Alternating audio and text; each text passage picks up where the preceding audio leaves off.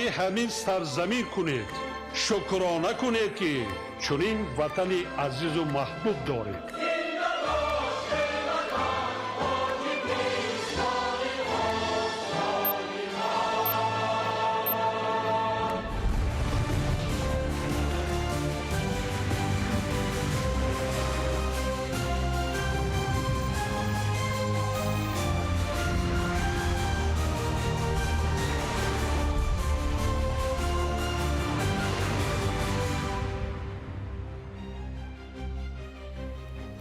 ассалому алейкум бинандагони гиромӣ. нашри муфассали барномаи иттилоотии ахборро мустақиман аз телевизиони Тоҷикистон манзуратон мегардонем.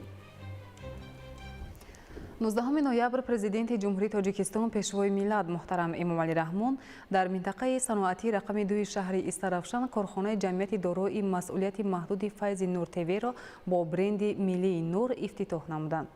гузориши ҳамкорони мо. 19 ноябр президенти ҷумҳурии Тоҷикистон пешвои миллат муҳтарам Эмомалӣ Раҳмон дар минтақаи саноатии рақами 2 шаҳри Истарафшан корхонаи ҷамъияти дорои масъулияти маҳдуди Файз Нурро бо бренди Миллии Нур ифтитоҳ намуданд. корхонаи мазкур аз ҷониби соҳибкорони ватандӯст бародарон Файзиевзодаҳо дар масоҳати умумӣ 20,000 метри мураббаъ бунёд гардидааст. дар доираи дастури ҳидоятҳои пешвои муаззими миллат муҳтарам ҷаноби олӣ Эмомалӣ Раҳмон мо бародарон иқдом гирифтем ки як корхонаи банду басти молҳои техникиро бунёд намоем. бо шарофати истиқлолияти ҷумҳурии Тоҷикистон пешвои муаззими миллат муҳтарам ҷаноби олӣ Эмомалӣ Раҳмон Тоҷикистони азизамонро обод мегардонем. Иншоот дар деҳаи кӯҳандижи деҳоти Зарҳалоли шаҳри Истарафшан ҷойгир буда аз 4 сехи истеҳсолӣ, амборхона, ошхона ва бинои маъмурӣ иборат мебошад. маблағи умумии сармоягузорӣ дар корхонаи мазкур 6 миллион сомониро ташкил медиҳад. аз корхонаи фаъолшуда бинои якумаш ба 2 хати технологиву истеҳсолӣ ба бандубасти оинаҳои нилгуни замонавӣ смарт ТВ-ҳо нигаронида шудааст ки маҳсулоташ ивазкунандаи воридот ва ба содирот нигаронида шуда мебошад. дар бинои дуюми корхонаи мазкур истеҳсоли техникаҳои маишӣ аз қабили плитаи газиву барқӣ ба роҳ монда шудааст. баробари ба истифода қарор додани корхона 50 сокини маҳаллӣ бо кори доимӣ ва маоши хуб таъмин гардиданд. ба сарвари давлат муҳтарам Эмомалӣ Раҳмон иттилоъ доданд ки дар оянда бо омода шудани 2 бинои дигари корхона соҳибкорони ватанӣ нақша доранд истеҳсолотро тақвият бахшида банду басти яхдон, ҳавохунуккунак, таҷҳизоти гармидиҳӣ, чангкашак ва мошинаи ҷомашӯиро ба роҳ монанд. маҳсулоти умумии бастубандшаванда дар корхонаи мазкур нон нави техникаҳои маишӣ мебошад. ба роҳбари давлат муҳтарам Эмомалӣ Раҳмон иттилоъ дода шуд ки тибқи нақша иқтидори ҳаҷми истеҳсолот дар як сол 40,000 адад техникаҳои маишӣ ташкил медиҳад. шумораи зиёди ашёи лозима барои бандубаст аз дохили кишвар бо харҷи нисбатан кам дастрас мешавад ва ин омил боиси коҳиш ёфтани арзиши аслии маҳсулот ва арзон шудани нархи он дар бозор мегардад. корхонаи ҷамъияти дорои масъулияти маҳдуди Файзи Нур бо истифода аз дастгоҳу таҷҳизот ва техникаи муосири истеҳсолӣ ба талаботи байналмилалии ҷавобгӯй муҷаҳҳаз гардонида шуда дар тамоми хати истеҳсолот ва банду баст технологияи муосири рақамӣ истифода мешавад. боиси ифтихор аст ки имрӯз бо иштироки пешвои миллат ҷаноби олии муҳтарам Эмомалӣ Раҳмон корхонаи истеҳсоли ватаниро мавриди баҳрабардорӣ қарор додам. мо соҳибкорони ҷавон аз дастгириҳои сарвари давлат изҳори сипос намуда дар рушду намои Тоҷикистони азиз ва ободии он нақши босазои худро мегузаронем. мавриди зикр аст ки дар шаҳри Истарафшан дар доираи эълон гардидани солҳои 2021-2026 саноатикунонии бо суръати кишвар корхонаҳои саноатӣ ба 103 адад расонида шуда маҷмӯи маҳсулоти истеҳсолӣ дар 5 соли охир ба зиёда аз 1,5 миллиард сомонӣ баробар гардидааст. дар корхонаҳои саноатии шаҳр 75 номгӯи маҳсулоти воридот ивазкунанда истеҳсол карда мешаванд. президенти ҷумҳурии Тоҷикистон муҳтарам Эмомалӣ Раҳмон ба соҳибкорони ватанӣ барои ин иқдоми бунёдкоронаву созанда изҳори сипос намуданд.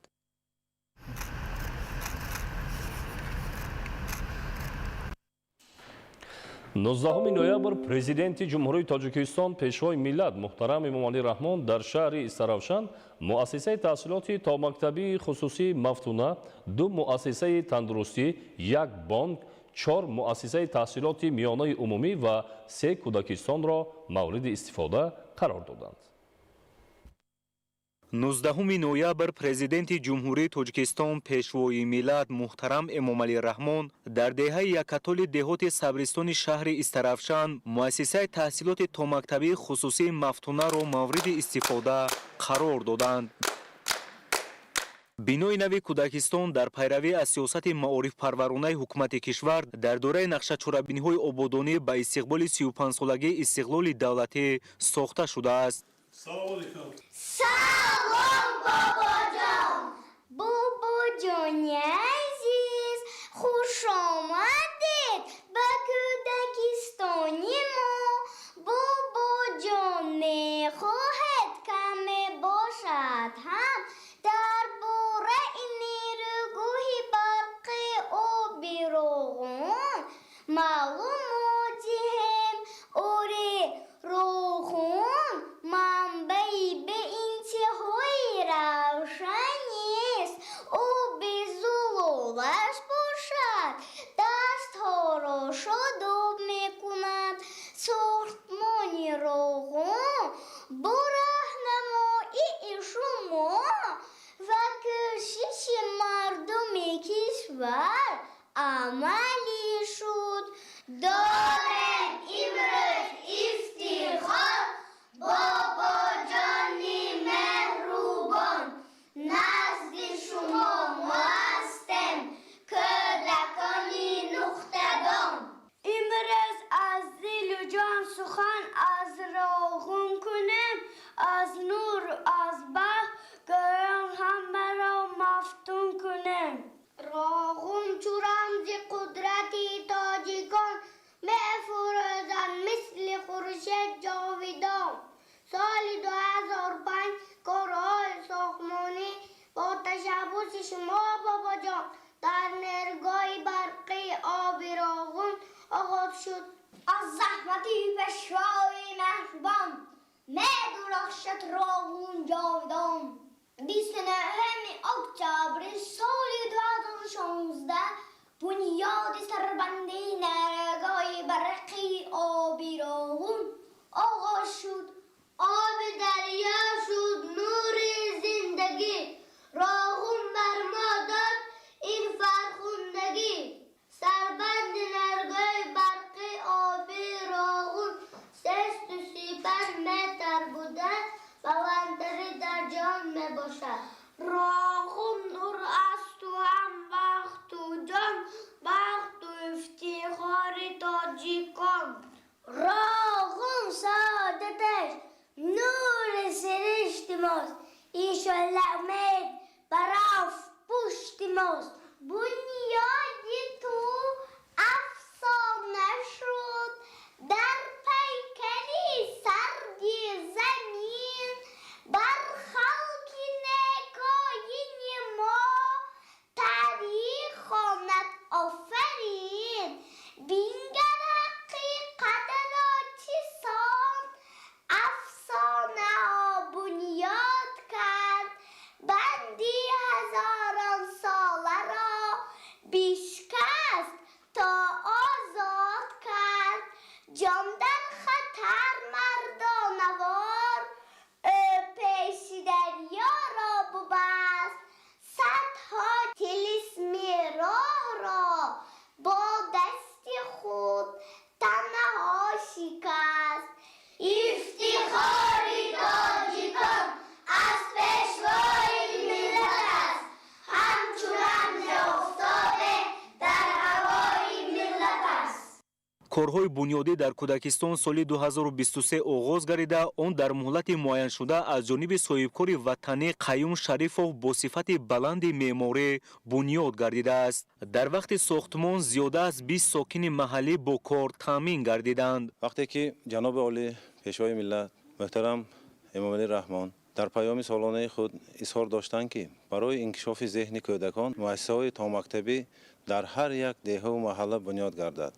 ما صاحبکاران محلی از اقدام‌های سازنده و بنیادکارانه پیشوای ملت محترم امامعلی رحمان روح الهام تازه گرفته تصمیم گرفتم که برای آبادانی دیار خویش مؤسسه تا مکتبی خصوصی مفتونه را بنیاد نمودم. من بعد ما کوشش میکنیم که جهت آباد گشتن وطن عزیز خود سهم ارزنده خود را گذاریم. ба сарвари давлат муҳтарам эмомалӣ раҳмон иттилоъ дода шуд ки муассисаи тозабунёд аз 2 ошчона ва таххона иборат буда барои 150 кӯдак пешбинӣ шудааст. дар кӯдакистон 5 гурӯҳ амал намуда ба онҳо 18 парастори ботаҷриба бо ташкили бозиҳои ҷолибу шавқовар машғулият мегузаронанд. ҳуҷраҳои барҳавои машғулиятҳо ва истироҳати тарбиятгирандагон бо рахтҳои хоб, ҷевон, мизу курсӣ ва бозичаҳои гуногун муҷаҳҳаз буда бо завқу салиқаи баланди эстетикӣ ва мувофиқ ба дунёи рангини кӯдакон оро ёфтааст. омӯзиш дар он бо 2 забон тоҷикӣ ва русӣ сурат мегирад. масъулин нақша доранд ки оянда таълимро бо забони англисӣ ҳам ба роҳ монанд. таҳсилоти томактабӣ аввалин зинаи таълиму тарбия буда барои ташаккули зеҳн ва рушди кӯдак нақши муҳим дорад. пешвои миллат муҳтарам эмомалӣ раҳмон дар паёми навбатии худ таъкид намуданд ки фарогирии кӯдакони синни томактабӣ ба таълиму тарбия яке аз ҳадафҳои муҳими ҳукумати ҷумҳурии Тоҷикистон мебошанд. мо миннатдории самимонаи хешро ба пешвои маҳбуби тоҷикони ҷаҳон муҳтарам эмомалӣ раҳмон мерасонем ки барои рушди таҳсилоти томактабӣ ва ҳамчунин барои соҳиби ҷои кор гардидани мо мутахассисони ҷавон таваҷҷӯҳи хосса зоҳир намуда чунин муассисаҳоро бунёд менамоянд. кӯшиш мекунем ки кӯдаконро дар рӯҳияи хештаншиносӣ ватандӯстӣ ва меҳру муҳаббат доштан ба ватан тарбия намоем ва сазовори боварии пешвои миллат бошем. пешвои миллат муҳтарам эмомалӣ раҳмон ба кӯдакони хуштоле тӯҳфаҳои хотиравӣ тақдим карда бо онҳо суҳбати самимӣ доир намуданд.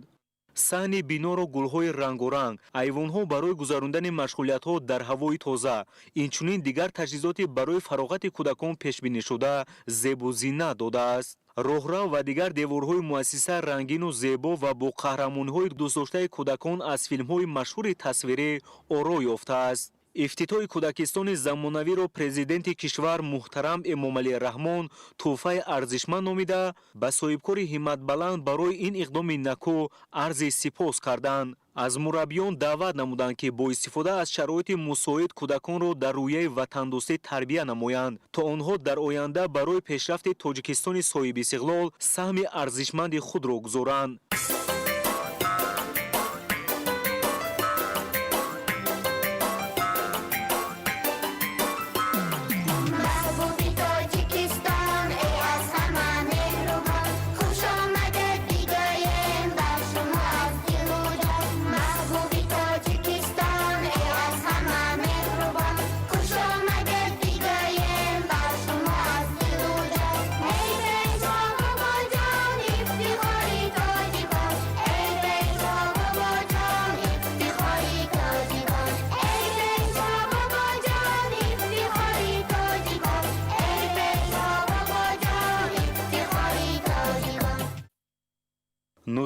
ноябр президенти ҷумҳурии Тоҷикистон пешвои миллат муҳтарам Эмомалӣ Раҳмон ба таври фосилавӣ 2 муассисаи тандурустӣ, 1 бонк, 4 муассисаи таҳсилоти миёнаи умумӣ ва 3 кӯдакистонро дар шаҳри Истарафшан мавриди истифода қарор доданд.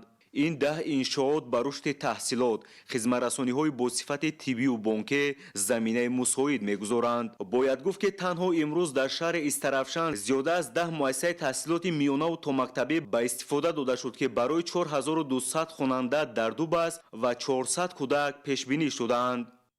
19 ноябр президенти ҷумҳурии Тоҷикистон пешвои миллат муҳтарам Эмомалӣ Раҳмон зимни сафари корӣ ба шаҳри Истарафшан дар хиёбони Истиқлоли шаҳр иншооти навбунёди маркази ташхису табобати Салоҳиддинро ба тариқи фосилавӣ ифтитоҳ намуданд. ба роҳбари давлат иттилоъ дода шуд ки мавриди истифодабарӣ қарор додани иншооти тандурустӣ 35 мутахассиси маҳаллии соҳаи тандурустии кишвар бо ҷои кори доимӣ ва маоши хуб таъмин гардиданд. имрӯз бо дастгирии соҳибкори маҳаллӣ Ҳайдарова Машура дар маркази шаҳри Истарафшан маркази ташхиси табобати Салоҳиддин бо 40 кати табобатӣ мавриди баҳрабардорӣ қарор дода шуд. Тамоми асбобҳои муосири тиббӣ муҷаҳҳаз гардонда шуда барои рушди соҳаи тандурустии шаҳри Истаравшан саҳми арзандаи худро мегузорад. мо кулли кормандони соҳаи тандурустии шаҳри Истаравшан ба асосгузори сулҳу ваҳдати миллӣ пешвои миллат президенти кишвар миннатдории худро изҳор менамоем. маркази ташхисию табобатии мазкур дар доираи дастуру ҳидоятҳои пешвои муаззами миллат муҳтарам Эмомалӣ Раҳмон аз ҷониби соҳибкори ватанӣ Машҳура Ҳайдарзода бунёд гардидааст. иншооти тандурустӣ дар масоҳати умумӣ 273 метри мураббаъ бо харҷи зиёда аз 2 миллион сомонӣ бунёд гардида аз 5 ошёна ва 27 ҳуҷра барои нигаҳдории беморон бо чилкат иборат аст. маркази ташхисию табобатӣ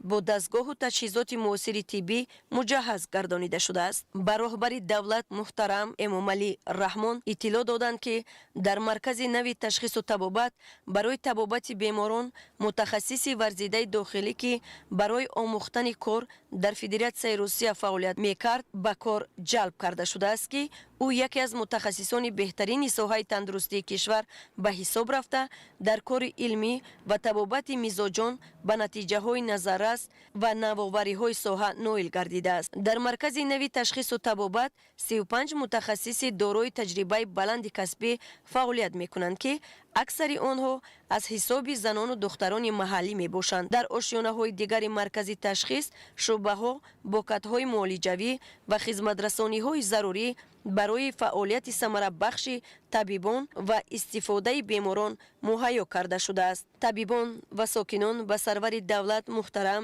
Эмомалӣ Раҳмон барои ғамхориҳои пайваста изҳори сипос намуданд. ман хушбахтам ки ба пешвои миллат Эмомалӣ Раҳмон ман ҳамин рӯз расидам. мана қаҳрамонам ҳамоно буданд ки занҳоя духтарҳоя дастгирӣ карда роҳ нишон дода. ман раҳмат мегӯям, ман миннатдорам ҳамоно ки мон занҳоро духтарҳоя дастгирӣ карда пеш рафтани мамлакатҳо мо дида ҳамин корхонаро ташкил карда ба истифода додостим. ба шарофати пешвои миллат ватани мо шукуфон шавад доимо. ба пеш Тоҷикистон раванд. роҳбари давлат муҳтарам Эмомалӣ Раҳмон аснои шиносоӣ ба масъулин барои дар сатҳи баланд ба роҳ мондани хизматрасониҳои тиббӣ дастуру тавсияҳои мушаххас доданд. 19 ноябр президенти ҷумҳурии Тоҷикистон пешвои миллат муҳтарам Эмомалӣ Раҳмон дар хиёбони Исмоили Сомонии шаҳри Истаравшан маркази солимгардонии хушбахтро ба тариқи фосилавӣ мавриди истифодабарӣ қарор доданд. бинои замонавии маркази солимгардонии хушбахт аз ҷониби соҳибкори маҳаллӣ Бафозода Хушбахт сохта шудааст. дар доираи дастури ҳидоятҳои сарвари давлат муҳтарам Эмомалӣ Раҳмон азм гирифтем ки чунин як маркази муосири тиббиро бунёд намоем барои хизматрасонии тибби аҳолӣ рушду нумӯи Тоҷикистони азизамон саҳми худро гузошта бошем. масоҳати умумии қитъаи замини он 96 метри мураббаъ буда аз он 80 метри мураббаъ зери иншоот қарор дорад. бинои мазкур аз 3 ошёна ва таҳхона иборат буда дар он 8 ҳуҷраи корӣ бо шароитҳои муосири тиббӣ муҷаҳҳаз гардонида шудааст. сохтумони маркази солимгардонии хушбахт соли 2023 оғоз гардида моҳи ноябри соли 2025 ба итмом расонида шудааст. дар маркази тандурустии мазкур барои сохтумон ва таъмини таҷҳизотҳои зарурӣ 800 000 сомонӣ маблағ масраф гардидааст. дар марказҳои хизматрасонии тиббӣ аз ҷумла ҳиҷома, маҳси дастӣ, сӯзандармонӣ, маҳси кӯдакона, хатна ва муолиҷаи физиотерапевтӣ ба роҳ монда шудааст. дар шаҳри Истаравшан имрӯз як маркази табобати муосир ифтитоҳ гардид. дар ин клиника табобати ҳар намуд дорад. дар инҷа фитобочка, вакуумни баничка чанд намудаш ҳаст. масалан вакуумни баничкаша шишадор ҳаст. 15 нафар занона кор мекунанд. инҷа дар гӯдако, дар калоно ҳар намуд процедурамо ҳаст. воспаление, шини аз ханроз ҳар намуди фоидааш клиника мубах аст. соҳибкори ватандӯз дар оянда нақша дорад ки намудҳои хизматрасониҳои тиббиро ба аҳолӣ боз ҳам зиёд намояд. баробари ифтитоҳ гардидани маркази тандурустии мазкур 15 нафар сокини маҳаллӣ бо ҷойи кори доимӣ ва маоши хуб таъмин гардиданд. امروز در شهر استرافشان مرکزی سلامتی خوشبختی افتتاح یافته است. ما برای ساکنان شهر استرافشان خدمت صافت‌دلانه و صادقانه خود را می‌رسانیم. роҳбари давлат муҳтарам эмомалӣ раҳмон бобати хизмати саривақтӣ расонидан ба беморон ва сокинон ба масъулини тандурустии шаҳри истарафшан дастуру тавсияҳои мушаххас доданд.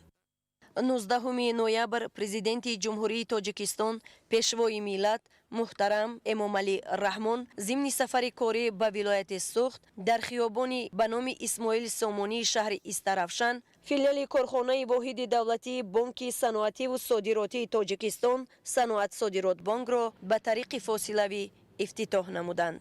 ба роҳбари давлат муҳтарам эмомалӣ раҳмон иттилоъ дода шуд ки мавриди истифода қарор додани филиали мазкур зиёда аз 30 мутахассиси соҳаи бонкдорӣ аз сокинони маҳаллӣ бо ҷойи кори доимӣ ва маоши хуб таъмин гардиданд ки шумораи бештари онҳоро занону духтарон ташкил медиҳанд.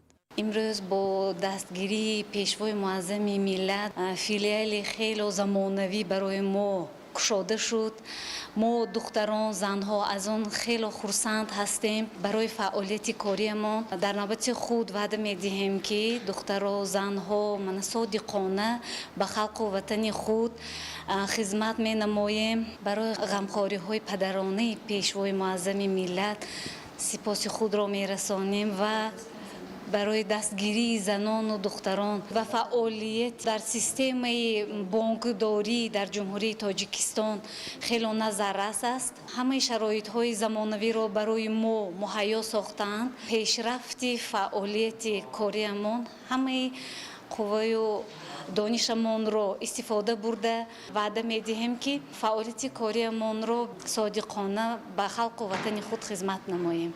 филиали корхонаи воҳиди давлатии Бонки саноативу содиротии Тоҷикистон Саноат Содирот Бонк бо инфрасохтори замонавии хизматрасонӣ таъмин буда имконият дорад тамоми намуди хизматрасониҳои бонкӣ аз ҷумла додани қарз, қабули амонату пасандоз, кушодани суратҳисоби корхонаву ташкилотҳо, интиқоли маблағ, насби QR-код ва посттерминалҳо дар нуқтаҳои хизматрасонӣ ва савдо ҷиҳати гузаронидани амалиётҳои ғайринақдӣ, қабули маблағҳои андоз ва дигар пардохтҳои ҳатмии бюҷет, ҷаримаҳо, хизматрасонии корти бонкиро доро мебошад. бонк дар шаҳри Истарафшан ду нуқтаи хизматрасонӣ, маркази хизматрасонӣ ва филиалашро ки нав оғоз мегардад ба мардуми шаҳри Истарафшан ва миқёси шаҳрномаи он хизматрасонӣ менамояд. маркази хизматрасонӣ бонки зиёда аз 30 ҷойи корӣ фаъолият мекунад ки аз он пурра аз ҳисоби кадрҳои маҳаллӣ таъмин гардиданд ки 60% онҳоро занҳо ташкил медиҳанд. бонк дар шаҳри Истарафшан бинои муҷаҳҳаз ва замонавӣ бо тамоми инфрасохтори замонавӣ таъмин аст. фаъолияташро оғоз намуд. ба тамоми мардуми шаҳри Истарафшан ва гирду атрофи он хизматрасонӣ намояд. ҳадафи асосии бонк ин рушди саноат, татбиқи ҳадафи чоруми стратегии саноатикунонӣ бо сурати кишвар мебошад ки мақсади асосии бонк дастгирии соҳибкорони ватанӣ ва махсусан соҳибкороне ки ба истеҳсоли маҳсулотҳои воридоти вазкунанда ва ба содирот нигаронида шуда мебошанд татбиқ мегардад. бинои бонк дар шаҳри Истарафшан бо тамоми инфрасохтори замонавӣ, таҷҳизотҳо ва пурра системаи гармидиҳӣ ва як бинои муҷаҳҳази замонавӣ дар маркази шаҳр ҷойгир аст, фаъолият менамояд. дар самти рушди ҳисоббаробарикуниҳои ғайринақдӣ ва рушди зеҳни сунъӣ бонк чораҳои назаррасро андешида истодааст ва ҳоло дар бонк гирифтани қарз ба тариқи онлайнӣ ҳамчун истифодабарии барномаҳои зеҳни сунъӣ татбиқ шуда истодааст. ҳоло дар шаҳри Истарафшан бонк бо 2 банкомат, 12 терминалҳои пардохти ғайринақдӣ, зиёда аз 6 адад QR-код рамз ба аҳолӣ хизматрасонӣ менамояд. давоми 2 соли фаъолият аз ҷониби филиали ҷамъияти дорои масъулияти маҳдуди Саноат Содирот Бонк дар шаҳри Истарафшан зиёда аз 40 миллион сомонии қарзҳои бонкӣ пешниҳод намуда, бо 15 адад ташкилотҳои бюҷетӣ шартномаи пардохти музди маош ба имзо расонидааст. ба роҳбари давлат иттилоъ дода шуд ки филиали бонк имконияти хизматрасонии бонкӣ аз ҷумла пешниҳоди имтиёзнокро ба соҳибкороне ки самти фаъолияташон استحصال محصولات واردات عوض‌کننده و به صادرات نگرانیده شدن شهر استرافشان و منطقه‌های گرد و اطراف آن را دارد. گفتند به مورد است که صنعت صادرات بانک در شهر استرافشان دارای 2 ساختار مرکز خدمترسانی واقع در جمعیت دارای مسئولیت محدود بازار مرکزی و فیلیال مذکور می باشد که این تجربه در مقیاس جمهوری یگانه می باشد. 19 نوامبر президенти ҷумҳурии тоҷикистон пешвои миллат муҳтарам эмомалӣ раҳмон дар деҳаи суфиёрифи деҳоти зарҳалоли шаҳри истаравшан бинои нави муассисаи таълимии рақами 62-ро ки барои қабули 500 хонанда дар 2 баст пешбинӣ гардидааст ба таври фосилавӣ ифтитоҳ намуданд. бинои ин муассиса аз 2 ошёна ва 10 симхона иборат буда дар он шароити муосири таълим фароҳам оварда шудааст. با احترام و سپاس بی‌پایان از نام جامعه آموزگاران، خوانندگان و والدین مؤسسه تعلیمی رقم 62 پیش از همه اظهار شکرگزاری و افتخار صمیمی می‌نماییم به پیشوای معظم ملت جناب عالی محترم امامعلی رحمان، راهبر عاقل و معارف پرور که با سیاست خردمندانه و غمخواری همیشگی نسبت به ساحه معارف راه رشد و ترقیات علم و دانش را در تمام گوشه‌های کشور هموار ساخته‌اند. با افتخار میتوان گفت که این هم ثمره وحدت و یکدلی، احترام به معارف و دستگیری بی‌واسطه خلق و ملت و دولت میباشد. سرور دولت محترم امامعلی رحمان اسنای شناسایی افتتاحی این مؤسسه تعلیمی را که از جانب مقامات محلی و صاحبکاران وطندوست در مساحت 800 متر مربع ساخته شده است، نتیجه دستگیری‌های پیوسته حکومت جمهوری تاجیکستان نسبت نسل آینده‌ساز ملت از جمله خوانندگان ارزیابی نمودند. حالا در مؤسسه زیاده از 30 آموزگار که 90% آنها را جوانان تشکیل می‌دهند به کار جلب شدند. انشاءاتی نو دارای مجلسگاه با 120 جای نشست است. هیئت آموزگاران و خوانندگان بینای نوی مؤسسه را تحفه ارزشمند از جانب پیشوای ملت محترم امامعلی رحمان به خاطر استقبال سزاوار از جشن بزرگ ملی 35 سالگی استقلال دولتی معنی داد کردند. ما نسل جوان کشور از شما اساسگزار صلح و وحدت ملی، پیشوای ملت، پرزیدنت جمهوری تاجیکستان محترم امامعلی رحمان سپاسگزار و منتپذیر هستیم که برای ما جوانان چنین شرایط‌های مساعد فراهم نموده اید و در راه پرپیچ و تاب آینده بزرگمان شهچراغ امید هستید. امسال 2 خواننده مؤسسه طبق کوتای پرزیدنتی به مکاتب عالی کشور داخل شدند و حالا 7 خواننده گیرنده استیپندیای پرزیدنتی می باشند. 19 نوامبر پرزیدنت جمهوری تاجیکستان پیشوای ملت محترم امامعلی رحمان در ادامه سفر کاری در شهر استرافشان به طور فاصلوی مؤسسه تحصیلات تا مکتب غنچه‌های استقلال را در دهه سندغوندک دهات قلعچه کلان افتتاح نمودند. سیمخانه‌های مؤسسه برای به تعلیم و تربیت فرا گرفتن 60 کودک پیش بینی شده است. در مؤسسه 16 پرستار صاحب کار شده دوسرویکان را علاوه به زبان تاجیکی با زبان‌های روسی و انگلیسی با استفاده از اصول‌های معاصر تعلیم می‌دهند. پیشوای ملت محترم امامعلی رحمان بنیاد چنین مؤسسه‌های تحصیلاتی تا مکتبی در شهر و ناحیه‌های دوردست کشور را برای تشکل بروقتی ذهنی کودکان مهم ارزیابی نمودند. با تلاش‌های پیشوای ملت امروز تحصیلات تا مکتبی در جمهوری عزیزمان رشدی به میلان دارد. در این زمینه امروز در دهه سندغوندک دهات قلعچه کلانی شهر استرافشان مؤسسه تحصیلات تا مکتبی رقم 10 با نام غنچه‌های استقلال مورد بهره برداری قرار گرفت. تا امروز در این دهه مؤسسه تحصیلات تا مکتبی وجود نداشت، زیرا امروز کودکان آنها به پورگی تعلیم و تربیت را از زینه تا مکتبی گرفته می توانند.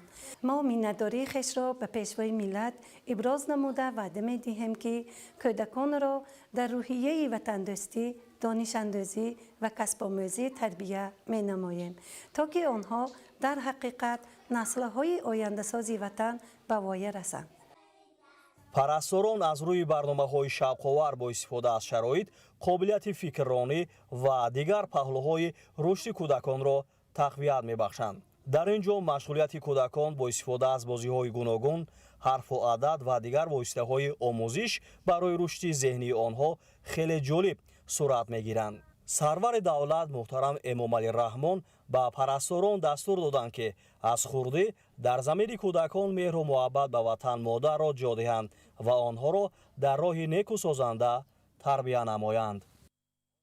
19 ноябр президенти ҷумҳурии Тоҷикистон пешвои миллат муҳтарам Эмомалӣ Раҳмон ба таври фосилавӣ муассисаи таҳсилоти томактабии Ахтарони назди муассисаи таҳсилоти миёнаи умумии 46-ро дар деҳаи Тутки деҳоти Пошкенти шаҳри Истаравшан мавриди баҳрабардорӣ қарор доданд. муассиса дар доираи амалишавии барномаи давлати рушди таҳсилоти томактабӣ дар ҷумҳурии Тоҷикистон барои солҳои 2020-2025 барои фарогирии 60 кӯдак ба таълиму тарбия сохта шудааст. ба сарвари давлат иттилоъ дода шуд ки дар ин ҷо 15 парастор ба кор ҷалб шудаанд. бунёди ин кӯдакистон имкон медиҳад ки дар шароити деҳа дусрӯякон закӣ ва бо идроку қобилияти баланди зеҳнӣ тарбия ёбанд. бунёди ин муассисаи зебо кӯдакистони рақами 12 бо номи Ахтарон маҳз бо шарофати президенти ҷумҳурии Тоҷикистон муҳтарам Эмомалӣ Раҳмон амалӣ мегардад. пешвои муаззами миллат ҳамеша таъкид менамоянд ки кӯдак ояндаи давлат мебошад ва мо имрӯз инро бо чашми худ мебинем ки ин суханон на танҳо шиор мебошанд, балки дар амал татбиқ мегарданд. бинои нави муассисаи таҳсилоти миёнаи умумӣ ва кӯдакистони ширхоргоҳ барои деҳаи беҳтарин тӯҳфа аз ҷониби президенти ҷумҳурии Тоҷикистон барои мардуми деҳаи Тутки шаҳри Истаравшан гардид. ин биноҳои иншоотҳои зебо, бинои нави калони синфҳои равшан ва бозии ҳавлии васеъ беҳтарин тӯҳфа барои мо мебошад ки мо ба ҷаноби олӣ бинадории самимии худро баён мекунем.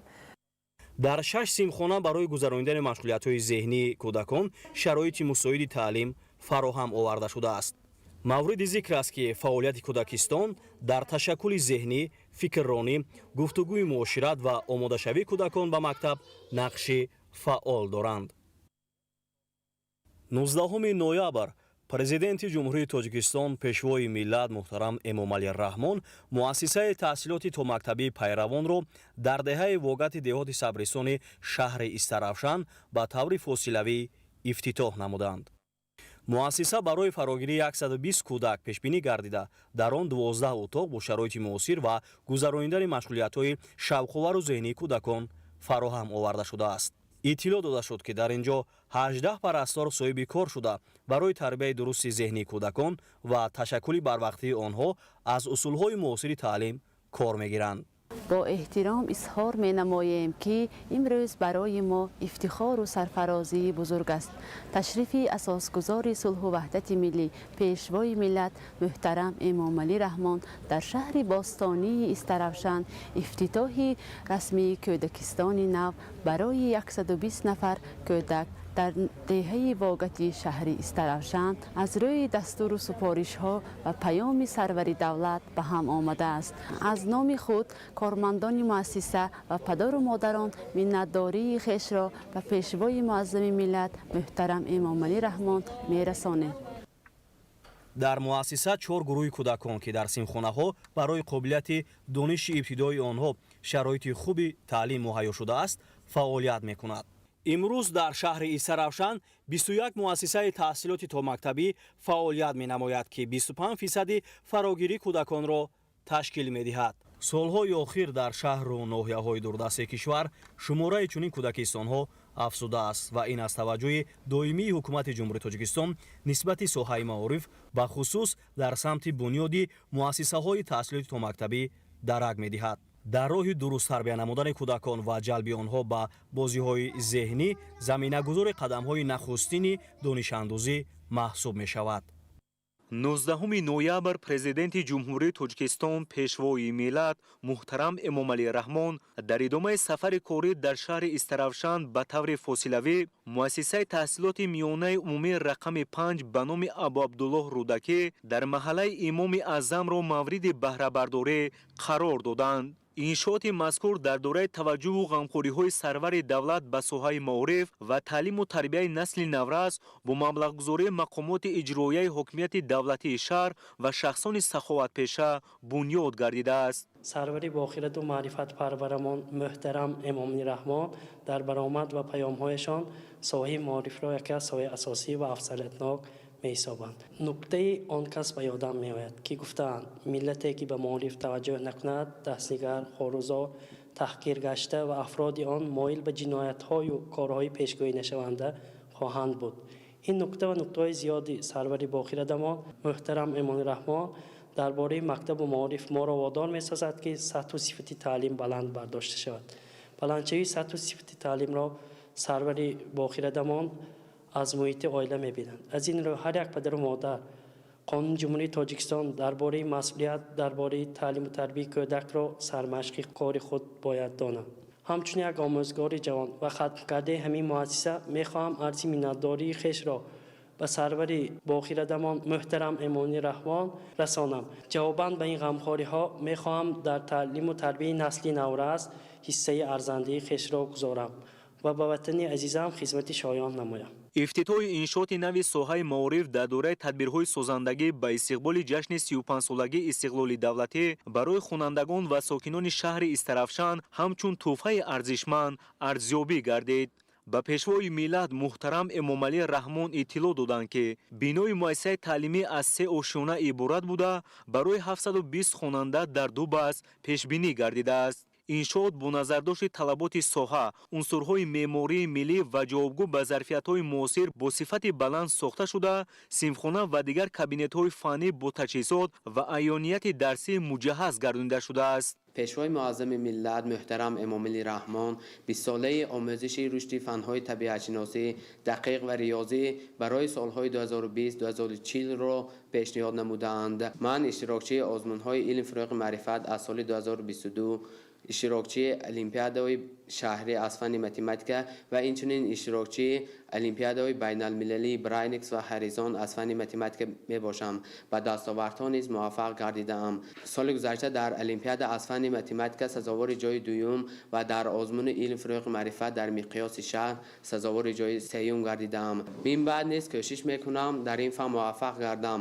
миннатдории худро ба пешвои муаззами миллат баён менамоям ки чунин озмунҳоро ташкил намудаанд. шодию хурсандии мо хонандагон имрӯз ҳадду канор надорад, чунки пешвои муаззами миллат барои мо хонандагон чунин бинои зебову замонавиро тӯҳфа намуданд. бинои муассиса дорои 15 синфхонаи муҷаҳҳаз бо муҳимтарин лавозимоти хониш аз ҷумла кабинетҳои фаннии химия, биология, физика, география, таълими меҳнат, инчунин синфхонаҳои технологияи иттилоотӣ мутобиқ ба талабот сохта шуда ба ташаккули зеҳну тафаккури хонандагон заминаи мусоид мегузорад. аснои шиносоӣ бо шароиту имконоти ин муассисаи наву замонавӣ пешвои миллат муҳтарам Эмомалӣ Раҳмон ба сифати корҳои сохтмонӣ баҳои баланд дода саҳмгузорӣ дар соҳибилм шудани насли наврасро амали шоиста унвон намуданд. 19 ноябр президенти ҷумҳурии Тоҷикистон пешвои миллат муҳтарам Эмомалӣ Раҳмон дар деҳаи Тутки деҳоти Пошкенти шаҳри Истарафшан ба таври фосилавӣ муассисаи таҳсилоти миёнаи умумии рақами 46-ро ба истифода доданд. иншоот дорои шароити мусоиди таълиму тадрис буда дорои 12 синфхонаи муҷаҳҳаз мебошад. ҳоло имкон аст ки дар ин муассисаи навбунёд 540 хонанда дар як баъз ба таҳсил фаро гирифта шаванд. فرزند خوش اقبال و سربلند زمان استقلال هستم که در زیر سایه غمخوارانه سرور دلسوز و پیشوای معظم ملت در دولت صاحب استقلال زندگی دارم. غمخواری های پرزیدنت جمهوری تاجیکستان در راه پرورش و آموزش نسل‌های آینده، در راه به کمال رسانیدن شخصیت‌های بیداردل و خودآگاه، خویشتن‌شناس و وطنخواه خیلی بزرگ است. بنیاد مؤسسه‌های نو زمانوی، تشکیل و برگزار نمودن آزمون‌های جمهوریوی فروغ صبح دانایی کتاب است. علم فروغ معرفت شاهنامه‌خوانی و صرف مبلغ‌های زیاد برای دانش آموزان چند دلیل از غمخوری‌های استاد معرفت آموز و فرهنگ سالار ملتمان محترم امامعلی رحمان است. من که خود امسال در آزمون جمهوریوی فروغ صبح دانایی کتاب است اشتراک نموده در دور ولایتی آن پیروزی به دست آورده به دور نهایی آن را خط گرفتم، محبت و اخلاص خود را به پیشوای عزیز ملتمان میرسانم و وعده میدهم که در چنین شرایط‌های بهترین تحصیل نموده سزاوار غمخوری‌های وطن گردم. جان فدا در راه پیمان کرده است، صد بیابان را گلستان کرده است، سرزمین پاره پاره گشته را جمع کرده تاجیکستان کرده است. خونندگان امکان دارند که با استفاده از کابینت‌های فنی خیمیا، بیولوژیا، فیزیکا، گئوگرافیا و تکنولوژیای اطلاعاتی دانش خود را صیقل دهند. برای ترغیب و تشکل طرز حیات سالم در مؤسسه تالار برهوا و موجهه ساخته شده است. خوانندگان می توانند با استفاده از این شرایط خود را جسماً آب و تاب دهند. مجلسگاه با 36 جای و آشخانه برای 300 جای نشست و دیگر انشاءات یاری رسان که در مؤسسه ساخته شدند در مجموع به بهبودی صفت تعلیم و کار و فعالیت آموزگاران زمینه می‌گذارد. این فرزند ملت تاجیک، پیشوای معظم ملت، اونقدر در ساحه علم و فرهنگ و معارف نیکی و خدمت‌های کردند که با قول فردوسی جهان تاریخی کاووس و کی دیده است ولیکن چنین دوره کی دیده است. اینقدر غمخوری برای آموزش و پرورش نسل نورس در جمهوری ما صورت گرفته ایستاده است که حتی در مملکت‌های متمدن در کشورهای پیشرفته به هوس نگاه میکنند. شما توجه کنید که به هر یک خاندان تاجیک اثری علامه باباجان غفورов تاجیکان به طریق رایگان تقدیم کرده شد.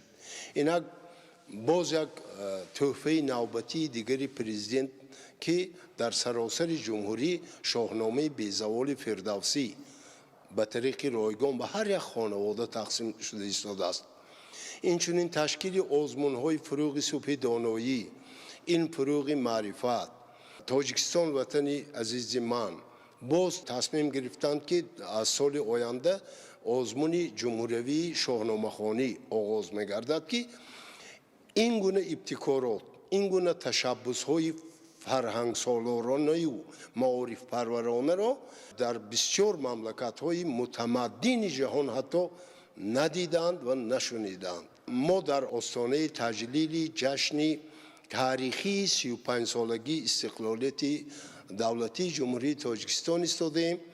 باوری دارم که همین گونه انشاءات ها، همین گونه بناهای زمانوی با تجهیزات زمانوی، با اتاقهای فنی کاری آموزگار و طلبه زیادتر می شوند که این همه از تشبس‌های سازنده و معارف پرورانه پیشوای معظم ملت ابتدا گرفته است. سرچشمه تمام پیشرفت، چون که معارف این سرچشمه تمام پیشرفت که هم ساحه سیاست، هم ساحه اقتصادیات، هم ساحه اجتماعیات به حساب می رود.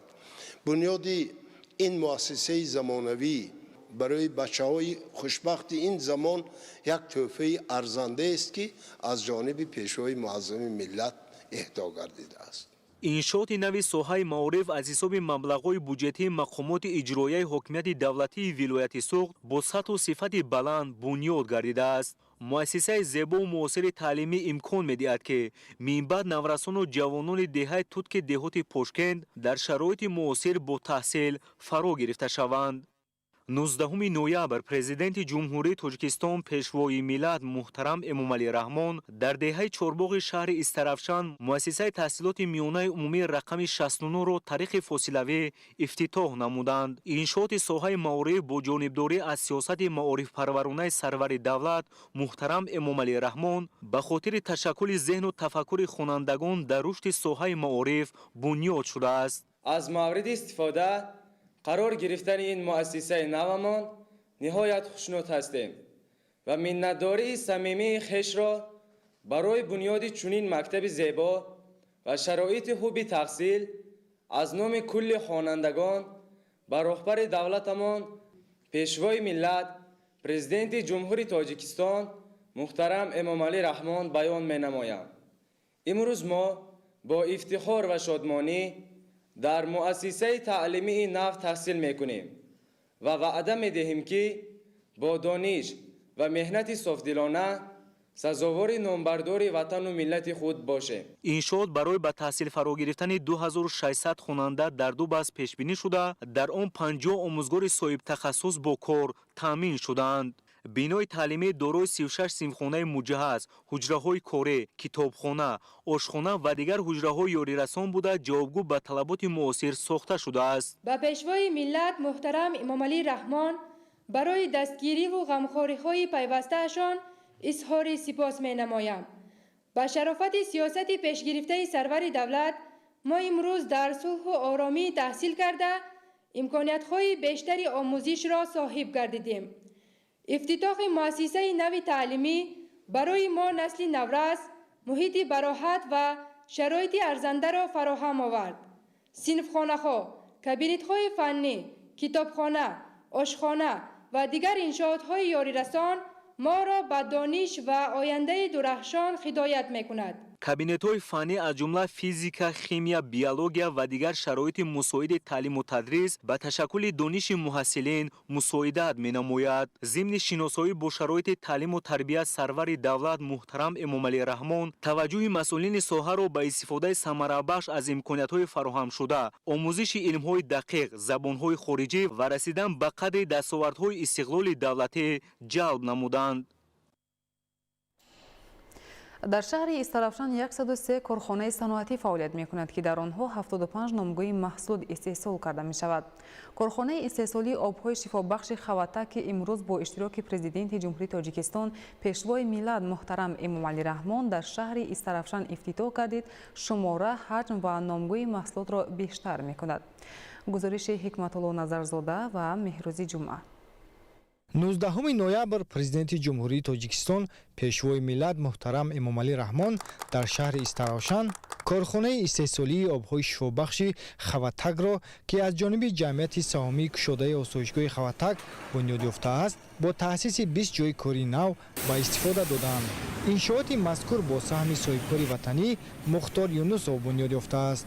ба сарвари давлат муҳтарам Эмомалӣ Раҳмон иттилоъ доданд ки корхона имконият дорад дар марҳилаи аввал дар як рӯз 20 000 литр оби шифобахш истеҳсол намояд.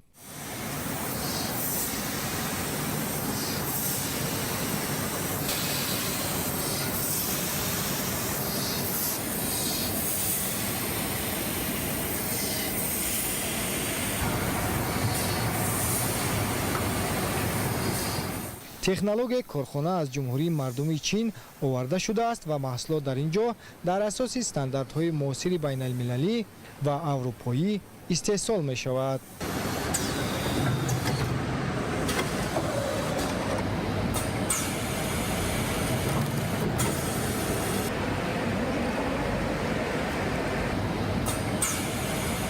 надории худро ва пешвои муаззами миллат муҳтарам Эмомалӣ Раҳмон барои дастгирии пайвастаашон дар самти рушди саноат ва соҳибкорӣ мерасонем. ма сиёсати хирадмандона, дурбинона ва фароҳам овардани шароити мусоид ва мо соҳибкорон имкон дод иншооти муосирро бо таъсиси ҷойҳои нави корӣ бунёд намоем ва бо рушди иқтисоди миллӣ ва солимии ҷомеа замина гузорем. мо дар корхона истеҳсоли обҳои шифобахши Хаватак ҳадаф гузоштаем ки неъмати нодири табиатро дар шакли комилан тоза طبیعی و مطابق با استانداردهای بین‌المللی و مردم پیشکش نماییم. خط استحصالی با معاصرترین دستگاه‌های تکنولوژی تامین بوده هر قطره آب پیش از رسیدن به دست استعمال کننده و از چند مرحله تازه‌کنی و نظارات قطعی استفاده می‌گذارد. ما منبر نیز با احساس بلند مسئولیت و صداقت به وطن فعالیت خود را ادامه داده کوشش می‌نماییم که نام خواتک همچون رمز سلامتی، صفت و باوری در سطح جمهوری و بیرون از آن بیشتر معرفی گردد. آب شفابخش در ظرف‌های پلاستیکی 0.5 1 و 1.5 لیتر استحصال و به فروش پیشنهاد کرده می شود. با پیشوای ملت محترم امامعلی رحمان اطلاع دادند که در مرحله دوم با به کار انداختن خط علاوگی پیش بینی گردیده استحصال آب شفابخش در ظرف‌های شگین براه مانده می شود و از این حساب علاوتاً 20 کسی دیگر با جایهای کاری نو تامین خواهند شد. آب شفابخش خواتک از عمق 1580 متر با حرارت طبیعی 55 درجه گرمی به کمک تکنیک آبکشی به بیرون برآمده برای استحصال دسترس می‌گردد. در ترکیب این آب ماده‌های نادر معدنی موجود بوده با آن خاصیت‌های نادر طبابتی می‌بخشند.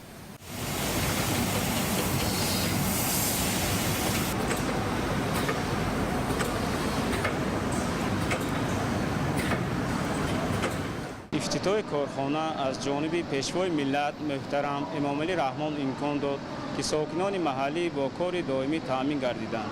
این آب طبیعی شفابخش از چخوری 1580 متر برآمده به علاوه خاکه‌های صنعی استحصال کرده می شوند. چون که این آب طبیعتاً از الیمنت‌های شیمیایی به انسان فایده بخش بوی است.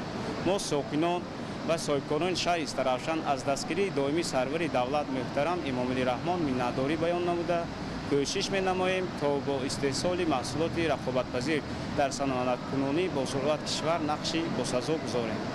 توانیم با پیشنهاد محصولات باصفت در بازار موقع خود را پیدا نموده در برابر صادر کردن محصولات خویش اینچنین همچون محصولات عوض کننده واردشوی هر گونه آب‌های پس‌صفت را در بازارهای داخلی پیشگیری کنیم. آب شفابخش خواتک برای طبابت و پیشگیری بیماری‌های گوناگونی معده و روده، جگر، گرده، بغم و بیماری‌های پوست وسیع استفاده می شود. پیشوای ملت محترم امامعلی رحمان افتتاح کارخانه نو را در دایره تطبیق هدف چهارم استراتژی حکومت کشور برای افزایش استحصال محصولات رقابت‌پذیر و به صادرات نگرانده شده فراگیری ساکنان محلی با کار دائمی و رشد صنعت مهم ارزیابی نمودند.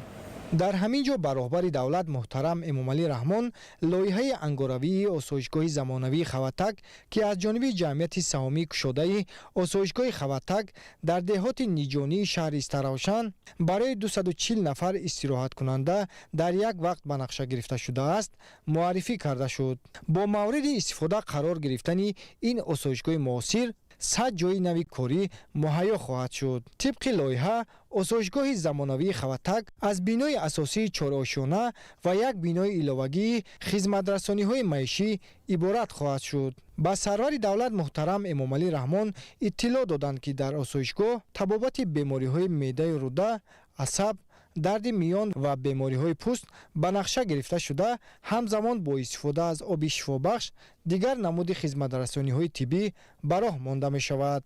ضمن صحبت با کارگران پیشوای ملت محترم امامعلی رحمان اقدام صاحبکاران وطنی را برای سهمگذاری در رشد استحصالات وطنی استفاده امکانات‌های طبیعی و تامین ساکنان با کار مهم ارزیابی نمودند. جهت عملیشوی هدف چهارم استراتژی صنعتی کنانی با سرعت کشور بنیاد کارخانه‌های خرد و بزرگ صنعتی در جمهوری افزوده است. با اشتراک پیشوای ملت محترم امامعلی رحمان افتتاح گردیدن کارخانه بزرگ استحصال مبل‌های جمعیتی دارای مسئولیت محدود عصری آباد در شهر استراوشان به رشد استوار اقتصادی زمینه استوار می‌گذارد. در کارخانه مذکور 50 جای کاری فراهم آورده شده 30 نامگوی محصولات وطنی رقابت‌پذیر استحصال کرده می شود. همکاران ما گزارش می‌دهند. 19 ноябр президенти ҷумҳурии Тоҷикистон пешвои миллат муҳтарам Эмомалӣ Раҳмон дар минтақаи саноатии рақам 1 шаҳри Истаравшан корхонаи мебели ҷамъияти дорои масъулияти маҳдуди Асри Ободро бо 8 коргоҳи истеҳсолӣ ба истифода доданд. Иншоот аз ҷониби соҳибкор Қодир Юсуфзода ба истиқболи сазовор аз ҷашни бузурги миллӣ 35-солагии истиқлоли давлатӣ бунёд шудааст. аз тарафи пешвои муаззами миллат солҳои 2022-2026 ҳамчун соли рушди саноат эълон гардидааст ва мо соҳибкорон тасмим гирифтем ки корхонаи нави замонавиро бунёд карда ҳамчун ҳиссагузор дар доираи ҳамин солҳо бошем. мо технологияи муосир аз ҷумла оҳанбуракҳо таҷҳизоте ки бо пластмас вобастагӣ дорад, пластмасбарорӣ ва дигар таҷҳизотҳои муосир ворид намудем ки сифати маҳсулоти мо ба талаботи умуми ҷаҳонӣ ҷавобгӯ бошад. иқтидори истеҳсоли маҳсулоти солона дар нақшаи 2026 ба 40 000 адад расонида мешавад. мо соҳибкоро ба пешвои муаззами миллат барои имтиёзҳо ва дастгириҳо миннатдории худро мерасонем. иттилоъ дода шуд ки ифтитоҳи корхонаи саноатӣ барои амалишавии ҳадафи чоруми стратегӣ саноатикунонии босуръати кишвар, афзун намудани ҳаҷми истеҳсоли маҳсулоти ватании рақобатпазир, фарогирии шумораи зиёди занони хонашин ва сокинони маҳаллӣ бо кори доимӣ мусоидат мекунад.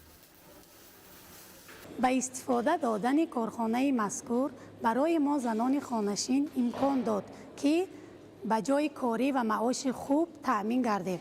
барои чунин шароити муносиб ва фароҳам овардани шароити хуб ба пешвои муаззами миллат муҳтарам Эмомалӣ Раҳмон ва соҳибкорони ватанӣ изҳори сипос баён менамоям. ҳоло дар корхона зиёда аз 50 мутахассиси маҳаллӣ ки 60% онҳоро занон ташкил медиҳад бо кори доимӣ таъмин гардиданд. дар корхонаи Асри Обод зиёда аз 30 номгӯи маҳсулоти ивазкунандаи воридот аз ҷумла мизу курсиҳо барои ташкилоту муассисаҳо, тарабхона, муассисаҳои таълимӣ, фарҳангу тандурустӣ, ашёи рӯзгор ва ғайра истеҳсол карда мешавад.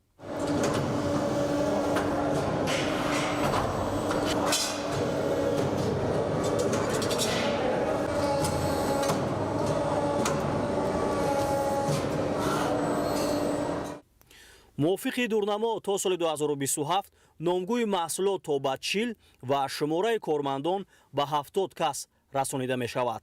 истифодаи 70% маҳсулоти хуми ватанӣ имкон медиҳад ки талаботи мизоҷон бо маҳсулоти босифати корхона бо тамғаи элегант қонеъ гардад ва дар оянда содироти он ба роҳ монда шавад.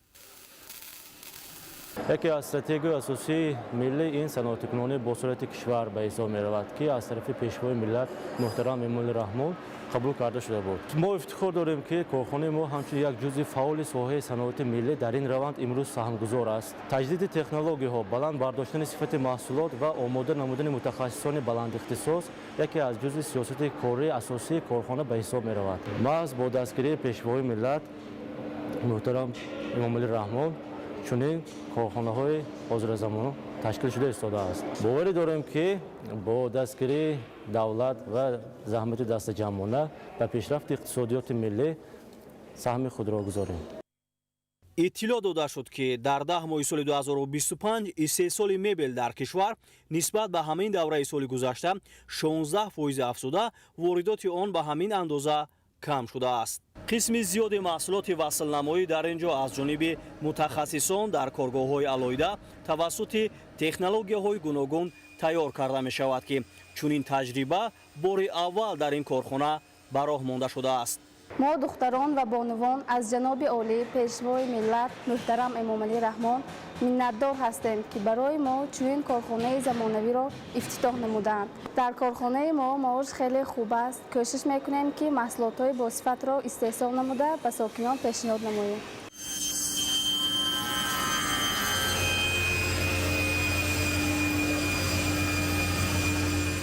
ҳоло дар шаҳри Истаравшан зиёда аз 100 корхонаи саноатӣ фаъолият намуда маҷмӯи маҳсулоти ин соҳа дар 5 соли охир ба 1,5 миллиард сомонӣ баробар шудааст.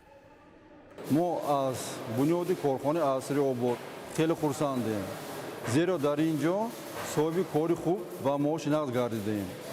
ифтитоҳи чунин корхонаҳо ба мо имконият медиҳад ки касб омӯзем ва сатҳи зиндагии худро беҳтар намоем. аз ғамхорӣ ва фаровон овардани шароити корӣ ба пешвои муаззами миллат Эмомалӣ Раҳмон изҳори миннатдорӣ баён менамоем. пас аз шиносоӣ бо ин шот, пешвои миллат муҳтарам Эмомалӣ Раҳмон иқдоми соҳибкори маҳаллиро намунаи барҷастаи ватандӯстӣ ва саҳмгузорӣ дар рушди устувори иқтисодӣ арзёбӣ намуданд. ба масъулин барои зиёд кардани иқтидори истеҳсолӣ ва содиротии корхона дастуру тавсияҳои мушаххас дода шуд. 19 ноябр президенти ҷумҳурии Тоҷикистон пешвои миллат муҳтарам Эмомалӣ Раҳмон дар шаҳри Истарафшан бинои нави прокуратураро ифтитоҳ намуданд. 19 ноябр президенти ҷумҳурии Тоҷикистон пешвои миллат муҳтарам Эмомалӣ Раҳмон зимни сафари корӣ ба вилояти Суғ дар хиёбони Исмоили Сомонии шаҳри Истарафшан бинои нави прокуратураи шаҳрро ифтитоҳ намуданд. иншооти навбунёд дар масоҳати умумии 1500 метри мураббаъ бунёд гардида аз 4 ошёна ва 14 ҳуҷраи корӣ, китобхона, маҷлисгоҳ, ошхона, таҳхона ва дигар иншооти ёрирасон иборат мебошад. боиси ифтихор аст ки имрӯз бо ташаббус ва иштироки бевоситаи асосгузори сулҳу ваҳдати миллӣ пешвои миллат президенти ҷумҳурии Тоҷикистон муҳтарам Эмомалӣ Раҳмон бинои чорошонаи замонавию барҳаво муҷаҳҳаз бо тамоми шароитҳои лозимаи корӣ барои кормандони прокуратураи шаҳри Истаравшан ифтитоҳ ва ба истифода дода шуд.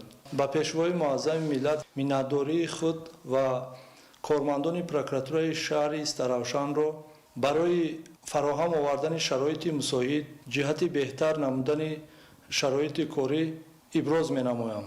ин ҳадияи арзишманди пешвои муаззами миллат ба ҷашни 35-солагии истиқлолияти давлатии ҷумҳурии Тоҷикистон ба кормандони прокуратураи шаҳр тақдим гардид ки боиси сарбаландии мо гардида моро водор месозад ки бо истифода аз тамоми имкониятҳои мавҷуда донишу малакаи касбӣ ва меҳнати софдилонаи содиқона сиёсати созандаву бунёдкоронаи пешвои муаззами миллатро амалӣ намуда дар таъмини волояти қонун, таҳкими қонуният, тартиботи ҳуқуқӣ, мубориза бар зидди ҷинояткорӣ ва ҳифзи ҳуқуқу манфиатҳои шаҳрвандон саҳми арзандаи худро гузошта дар таъмини фазои ягонаи ҳуқуқӣ дар ҳудуди шаҳр чораҳои муассир роҳандозӣ намоем.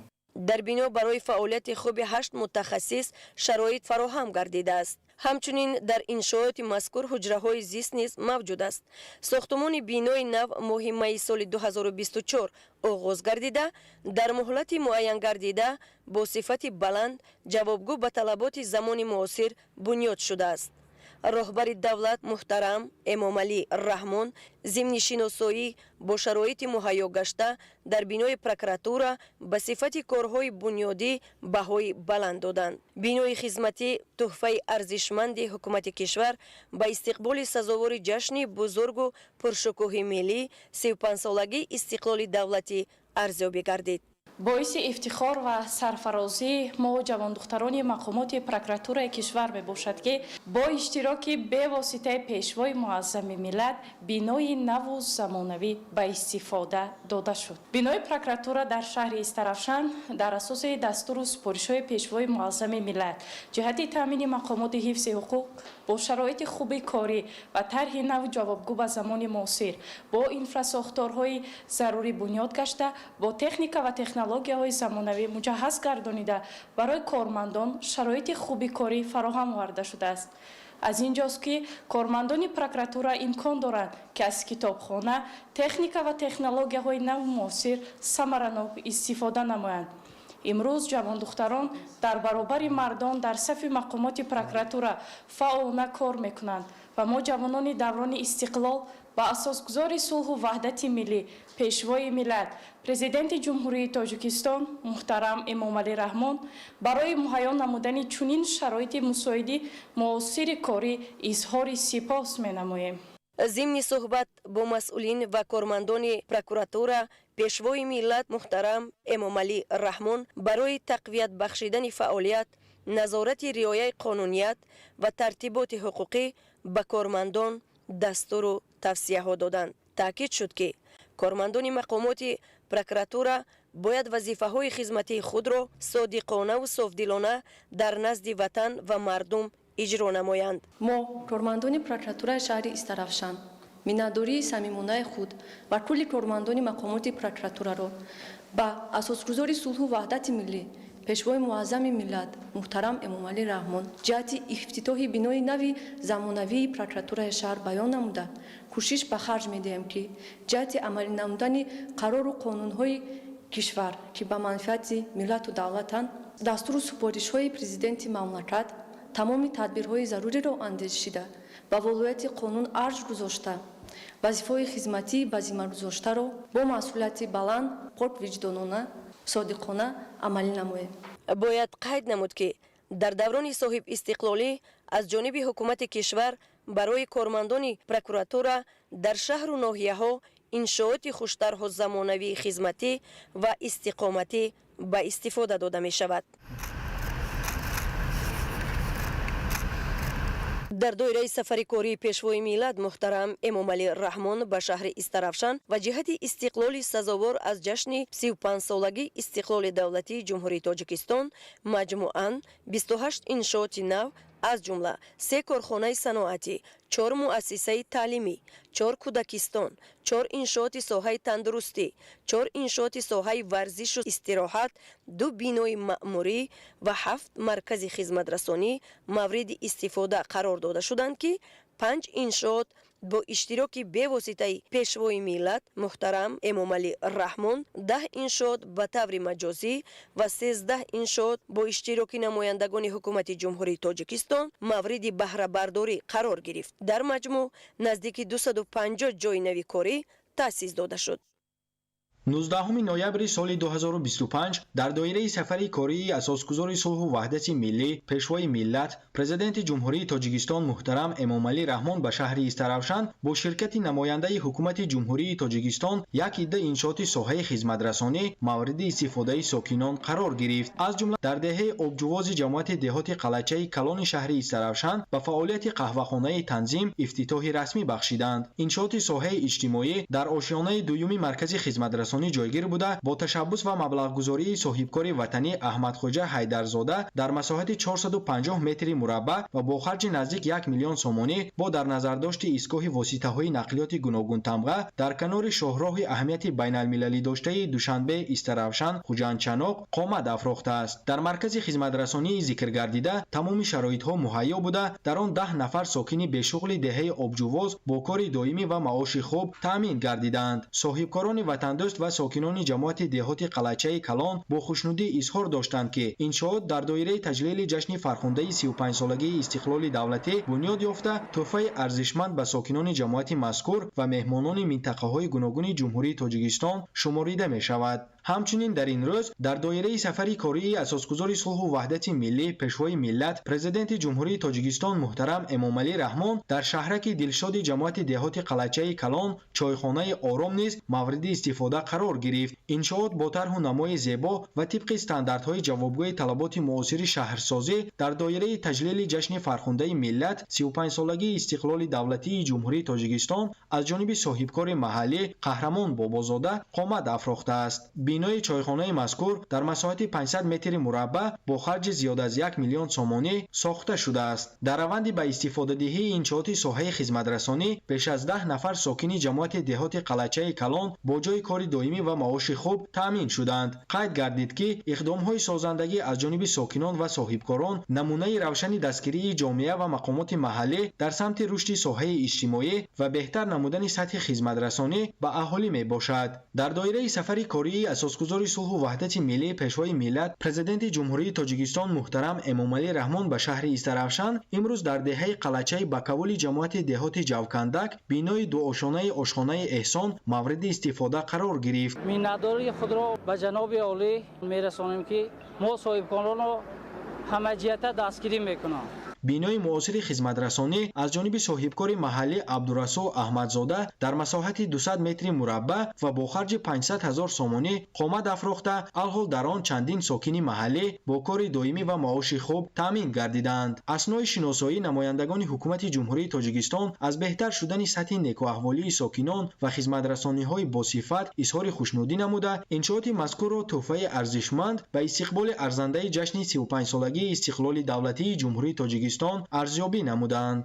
19 ноябри соли 2025 дар доираи сафари кории асосгузори сулҳу ваҳдати миллӣ пешвои миллат президенти ҷумҳурии тоҷикистон муҳтарам эмомалӣ раҳмон ба шаҳри Истаравшан намояндагони ҳукумати ҷумҳурии тоҷикистон дар хиёбони ба номи Исмоили Сомонӣ мағозаи либосҳои мавсимии Динорро мавриди истифода қарор доданд. иншооти мазкур аз ҷониби соҳибкори ватандӯст Азим Рауфов дар масоҳати 200 метри мураббаъ ва бо маблағи 300 000 сомонӣ бунёд гардида бо сару либоси барои аҳолӣ зарурӣ ки сифати хубу ҷавобгоҳи талаботи давру замон доранд таъмин карда шудааст. мағозаи мазкур ҳамчун тӯҳфаи арзишманд ба сокинони шаҳри Истаравшан ба ифтихори ҷашни бузурги миллат 35-солагии истиқлоли давлатии ҷумҳурии Тоҷикистон арзёбӣ гардид. зимни маросими ифтитоҳи иншооти зикргардида намояндагони ҳукумати ҷумҳурии Тоҷикистон ба соҳибкорони бунёдкори шаҳри Истаравшан ҷиҳати пайравӣ ба сиёсати хиратмандонаву созандаи пешвои миллат муҳтарам Эмомалӣ Раҳмон изҳори сипос намуда таъкид доштанд ки бунёд ёфтани чунин иншооти хизматрасонӣ дар раванди зебо гардонидани симои шаҳр, инчунин бобати коҳиш додани сатҳи бекорӣ ва бо ин васила ба кори доимӣ ҷалб гардидани ҷавонону пешниҳоди маҳсулоти хушсифат низ мусоидати амалӣ менамояд. ҳамчунин дар доираи сафари кории асосгузори сулҳу ваҳдати миллӣ пешвои миллат президенти ҷумҳурии Тоҷикистон муҳтарам Эмомалӣ Раҳмон ба шаҳри Истаравшан намояндаи ҳукумати ҷумҳурии Тоҷикистон ҳамроҳ бо масъулини мақомоти иҷроияи ҳокимияти давлатии шаҳр дар хиёбони ба номи Исмоили Сомонии шаҳри Истаравшан мағозаи либосҳои занона, кӯдакона, гулҳои ороишӣ, ҷиҳозҳои хона ва бозичаҳои кӯдаконаи моҳинавро мавриди истифода қарор доданд. иншооти замонавии мазкур дар ошонаи якуми бинои 13 ошона ҷойгир буда аз ҷониби соҳибкори маҳаллӣ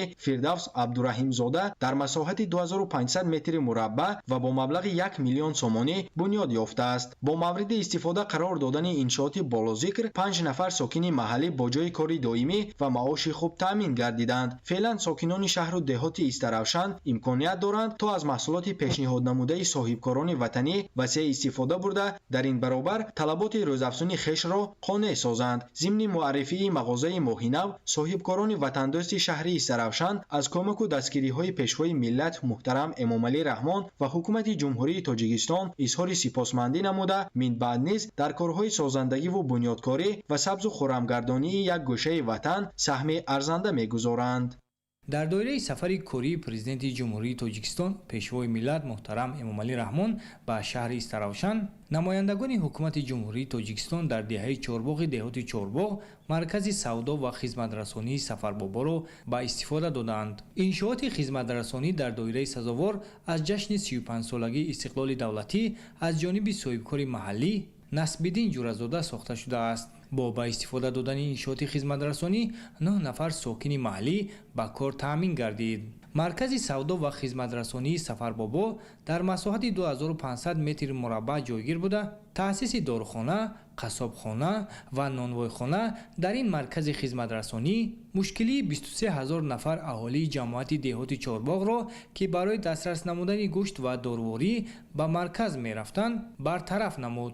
ҳамин Чорбоғ ба мағозаи сохтем ҳамин халқ ба арзонӣ шавад гуфта сони ман дар нисбат дорихона, қассобхона, новойхона ҳама чиза арзон шуда шавад гуфта сохтем барои халқ ба одамо ҳамин 8 километр шаҳр ба рафта харид мекард меомад.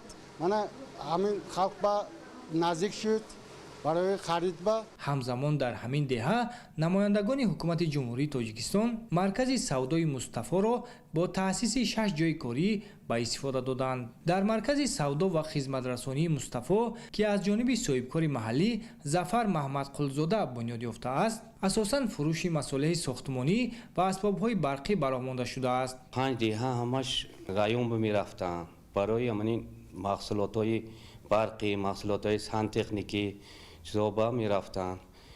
ман ин чизое ташкил кардим ҳаминҷа ба деҳа ба ҳозир осон шуд. имрӯз бо шукргузорӣ аз осудагию оромӣ ва истиқлоли комил мардуми деҳот ва шаҳри Истаравшан чун дигар сокинони мамлакат дучанд меҳнат намуда ба натиҷаҳои назаррас муваффақ мегарданд. дар ин раванд соҳибкорон бо мақсади вусъат бахшидан ба корҳои созандагию бунёдкорӣ, таъсиси ҷойҳои корӣ дар маҳал, беҳтар кардани сатҳи хизматрасонӣ ба аҳолӣ аз тамоми имкониятҳо истифода мебаранд. 19 ноябри соли 2025 дар доираи сафари кории асосгузори сулҳу ваҳдати миллӣ пешвои миллат президенти ҷумҳурии тоҷикистон муҳтарам Эмомалӣ Раҳмон ба шаҳри Истаравшан намояндагони ҳукумати ҷумҳурии тоҷикистон дар деҳаи сепулаи ҷамоати деҳоти Пошкент хонаи саломатиро мавриди истифода қарор доданд. аснои шиносоии иншооти соҳаи тандурустӣ ба намояндагони ҳукумати ҷумҳурии тоҷикистон иттилоъ доданд ки хонаи саломатии деҳаи сепула солҳои тӯлонӣ дар вазъи садамавӣ қарор дошт. аз ин лиҳоз сокинон ва соҳибкорони маҳаллӣ тасмим гирифтанд ки бинои хонаи саломатиро ба таври муосир аз навсозӣ гардонанд. бо дастгирии мақомоти иҷроияи ҳокимияти давлатии шаҳри Истаравшан, муассисаи давлатии кӯмаки аввалини тиббӣ санитарӣ ва сокинону соҳибкорон корҳои сохтмонии хонаи саломатӣ соли 2023 оғоз ёфта аз тарафи соҳибкорон ба маблағи 408 000 сомонӣ ва аз ҳисоби буҷети маҳаллӣ ба маблағи 213 000 сомонӣ пурра аз навсозӣ карда шуд. масоҳати умумии иншоот 187.5 метри мураббаъро ташкил дода аз ҳуҷраҳои кории мудирон, ҳамшираҳои тибби оилавӣ, хатна, сӯзандору ва момодоягӣ иборат мебошад. мо аз он хурсанд ҳастем ки бо дастгирии ҳамаҷонибаи муҳтарам Эмомалӣ Раҳмон бумгоҳҳои тиббӣ ба истифода дода шуда истодааст ки ин аз ғамхории пешвои миллатамон шаҳодат медиҳад. мо кӯшиш менамоем ки сатҳ ва сифати хизматрасонии тиббиро ба ин деҳа беҳтару хубтар бароҳ монем. хонаи саломатии деҳаи сепулаи ҷамоати деҳоти Пошкент тибқи меъёрҳои муосир бунёд ёфта ба зиёда аз 3000 нафар аҳолӣ хизматрасонии босифатро роҳандозӣ намудааст. феълан дар муассисаи зикргардида беш аз 5 нафар табибон ва ҳамшираҳои тиб фаъолияти пурсамар бурда корҳои санитарию профилактикӣ ва ташвиқотию тарғиботӣ расонида истодаанд. иншооти соҳаи тандурустӣ бахшида ба истиқболи арзандаи ҷашни бузурги миллӣ 35-солагии истиқлоли давлатии ҷумҳурии Тоҷикистон тӯҳфаи арзишманд ба сокинони деҳаи сепула арзёбӣ карда шуд. хурсандиовар аст ки дар доираи сафари кории роҳбари давлат муҳтарам Эмомалӣ Раҳмон дар деҳаи Пошкенти ҷамоати деҳоти Пошкент хонаи саломатӣ ба масоҳати 240 метри мураббаъ мавриди истифода қарор гирифт. зимни ифтитоҳи иншооти соҳаи тандурустӣ ба намояндагони ҳукумати ҷумҳурии Тоҷикистон иттилоъ дода шуд ки бино бо маблағгузории ҳукумати ҷумҳурии Тоҷикистон дар ҳамбастагӣ бо шарикони рушд бунёд ёфта бо мизу курсӣ ва таҷҳизоти тиббӣ ҷиҳозонида шудааст. ман аз номи худам аз номи тамоми кормандони тибби шаҳри Истаравшан барои дастгирии ҳамаҷонибаи ҳукумати ҷумҳурии Тоҷикистон миннатдории худро мерасонем. мо мутахассисони ҷавон ифтихор аз он менамоем ки дар даврони соҳиби истиқлолии кишвари азизамон зиндагонӣ менамоем ва ифтихори бузург аст ки дар кишвари худ ва деҳаи худ бо ҷои кор таъмин гаштем.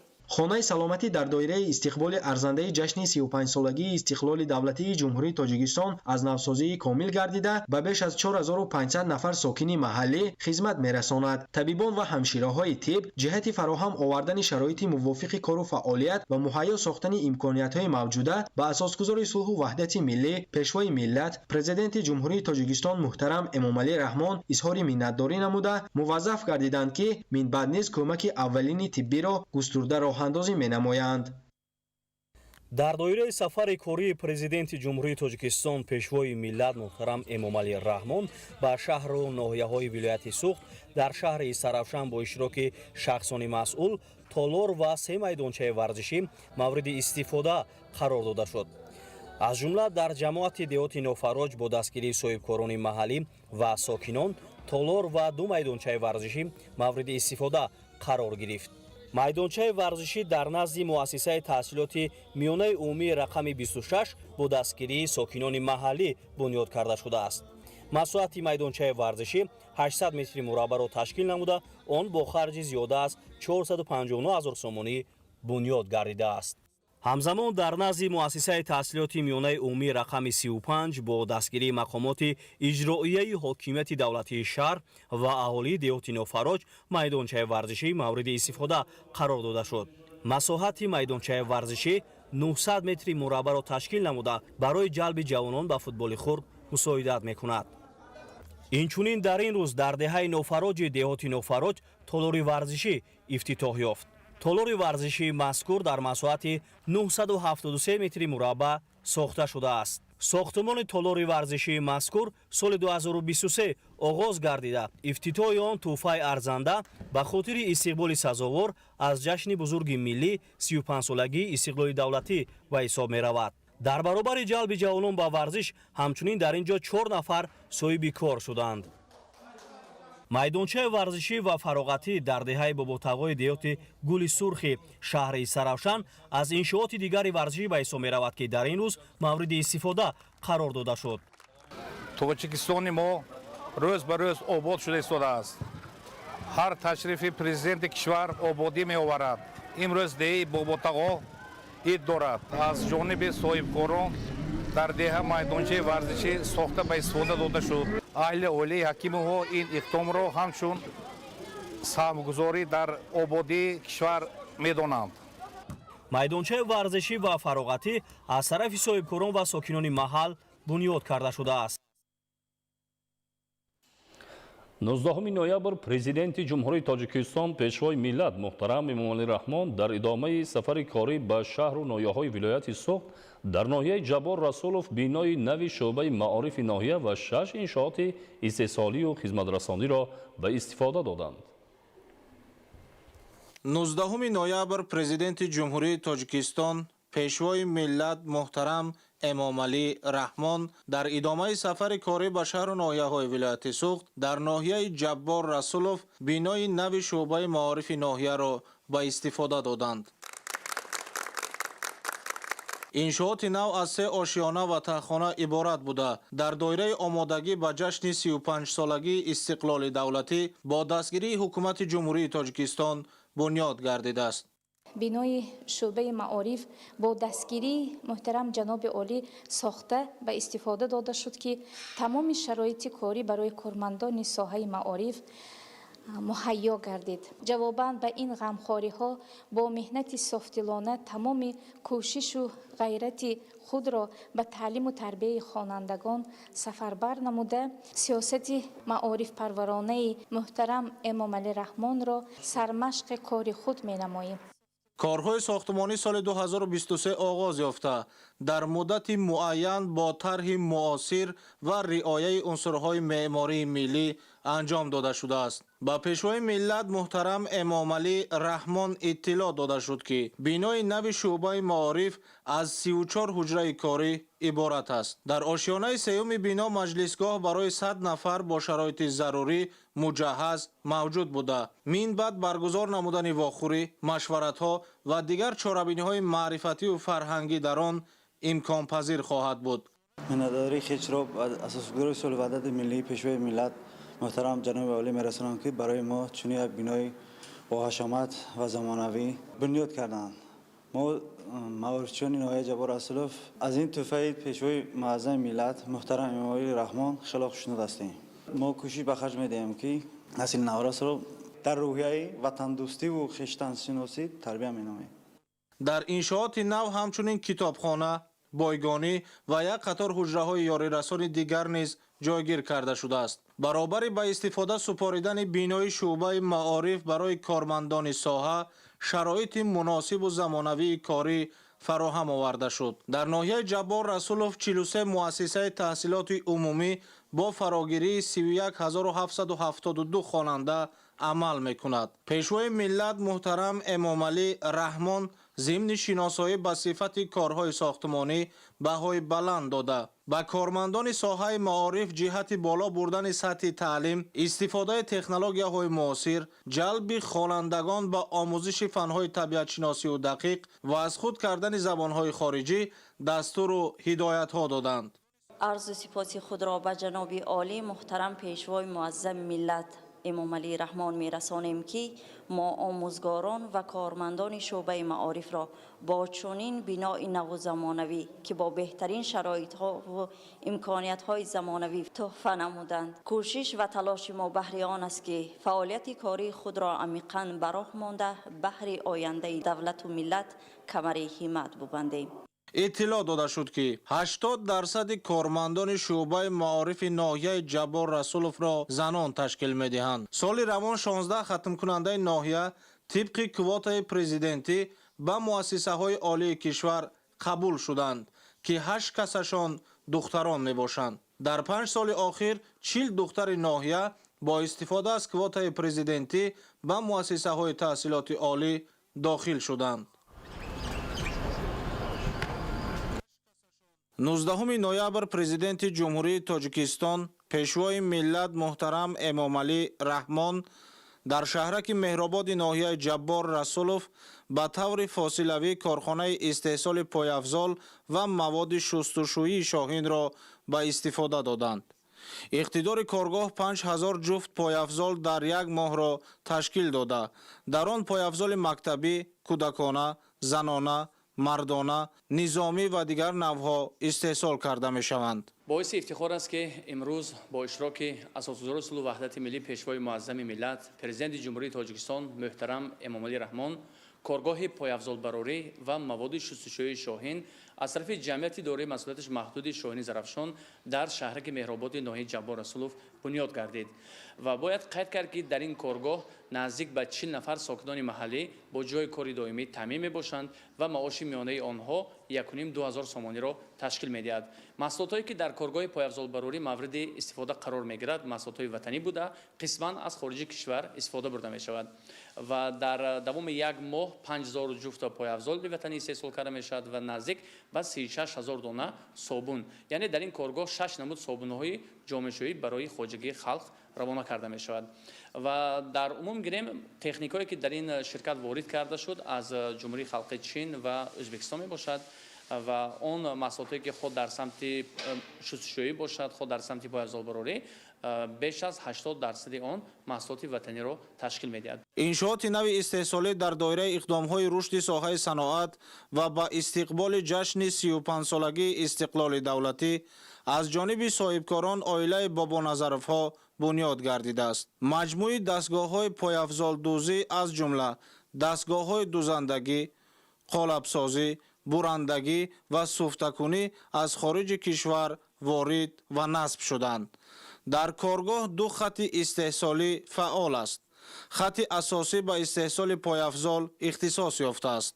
قسم زیادی اشیاء خام، چرم و رشته محصولات محلی می باشد. با اطلاع مسئولان در کارگاه پورا ساکنان محلی به کار جلب شدند. رحمت به جناب عالی که ما زنهای خانجین صاحب کار شدیم. برای آموزش آنها متخصصان از شهر خوجند و شهر اسفره دعوت شده دوره‌های کوتاه مدت آموزشی راه اندازی گردیده است. کارگاه پایافزال دوزی در ناحیه جبار رسولوف می تواند طلبات اهالی را با محصولات وطنی تأمین نموده همزمان به رشد صنعت دهات مساعدت نماید. با قرار حکومت جمهوری تاجیکستان سالهای 2022-2026 سالهای رشد صنعت اعلام کرده شده است. ما با همراهی برادران تصمیم گرفتیم که کم هم باشد که سهم خود را برای آبادانی تاجیکستان گذاریم و این کارخانه را ساخته به استفاده دادیم. خط دوم کارگاه با استحصال مواد شستشویی اختصاص یافته است. این قسم کارگاه امکانیت دارد که در یک سال تا 500,000 دانه صابون استحصال نماید. ما در پیروی سیاست خردمندان راهبری مملکت تصمیم گرفتیم که کمی باشد هم برای رشد سایه صنعت استحصال وطنی سهم خود را گذاریم. این محصولات واردات عوض کننده است، یعنی محصولات وطنی واردات عوض کننده می باشد که برای رشد نموی آینده کشور سهم خود را میگذارد. روند استحصال با استفاده از دستگاه‌های زمانوی به راه مانده شده. متخصصان تکنولوژیای کار را از کارشناسان خارجی آموختند. ما امروز جوانان دوران استقلالیت شکرانه از آن میکنیم که در چنین مملکتی آباد و زیبا اون به سر میبریم. ما میnnadاری خود را به پیشوای ملت جناب عالی محترم امام علی رحمان میرسانیم که به صاحبکاران وطنی امکانیت دادند که چنین کارخانه‌های خرد و بزرگی را ساخته به استفاده داده ایستادند و زنها و دخترهای محلی با جای کار تامین میشوند. در مجموع در کارگاه پایافزالدوزی و مواد شستشویی شاهین نزدیک 40 نفر با جای کار دائمی و معاش خوب تامین گردیدند. در همین روز پرزیدنت جمهوری تاجیکستان پیشوای ملت محترم امام علی رحمان در بینای شعبه معارف ناحیه جبار رسولوف کارخانه پرنده پروری کاروان پرنده را به طور فاصلوی افتتاح نمودند. کارخانه مذکور با خرج زیاده از 3 میلیون و 500 هزار سامانی بنیاد گردیده. در آن 12 نفر با جای کار دائمی و معاش مناسب تأمین شدند. روند استحصالات در این کارخانه قریب همه هزینه‌های پرنده پروری را در بر میگیرد. توسط اینکوباتور نسلگیری از یک تخمبانی تا 500 هزار چوجه به دست آورده می شود.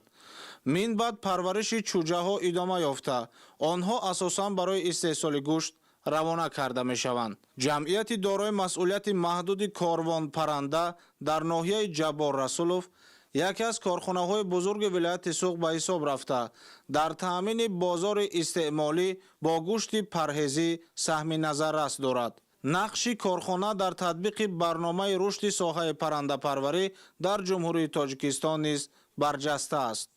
با مقصد وسیع نمودن فعالیت و افزایش استحصالات، رهبریت جمعیت از امتیازهای پیشنهاد کرده حکومت جمهوری تاجیکستان ثمرناک استفاده می‌برد.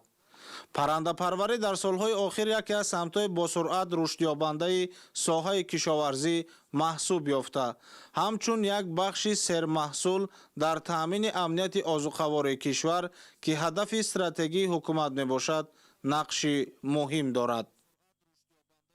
بینای مؤسسه تعلیمی خصوصی پیروان در دوره کارهای سازندگی به افتخار 35 سالگی استقلال دولتی و دستور و هدایت‌های پیشوای ملت محترم امام علی رحمان از جانب صاحبکاری محلی شهرزاد جورابویف با خرج 1.5 میلیون سامانی به استفاده داده شد. مؤسسه نوی تعلیمی که در شهرک مهرآباد ناحیه جبار رسولوف قامت افروخته است، دارای اینفراساختور ضروری از جمله 24 صنفخانه برهوا، مرکز انکشاف کودکان، حجره طبی، حجره آموزگاران، آشخانه دارای 130 جای نشست، مجلسگاه، تالار ورزشی و دیگر انشاءات یاری رسان بوده در آن 1100 خواننده در دو بست به تحصیل فرا گرفته می شوند. در دوران صاحب استقلالی با توجه به غمخوری‌های سرور دولت محترم امام علی رحمان به ساحه معارف، امروز صاحبکاران سخاوت پیشه با استفاده از فضای صلح و ثبات در کارهای سازندگی و با این وسیله در تعلیم و تربیت نسل نو را سهمگذار می‌باشند. با مورد بهره برداری قرار گرفتن مؤسسه نوی تعلیمی 20 نفر آموزگاران صاحب تجربه با جای کار و معاش خوب تامین گردیدند. 19 نوامبر پرزیدنت جمهوری تاجیکستان پیشوای ملت محترم امام علی رحمان در ناحیه جبار رسولوف گیمنازیای خصوصی، 4 کارخانه استحصالی و گرمخانه با حوض‌های ماهی پروری را به طور فاصلوی به استفاده دادند. در کارخانه‌های نو استحصال 5 نامگوی محصولات از جمله پایافزال، صابون، تخم و گوشت پرنده، ماهی و سبزیجات به راه مانده شده است. در مجموع در کارگاه و کارخانه‌های گشوده شده در ناحیه جبار رسولوف 150 جای کاری نو تأسیس یافته است. اقتدار استحصالی 3 کارخانه گوشت و تخم پرنده امکان می‌دهد که در یک ماه در ناحیه جبار رسولوف از حساب همین انشاءات نو استحصالی 350 هزار دانه تخم اینکوباسیونی، 500 هزار سرچوجه و 2000 تن گوشت مرغ استحصال کرده شود.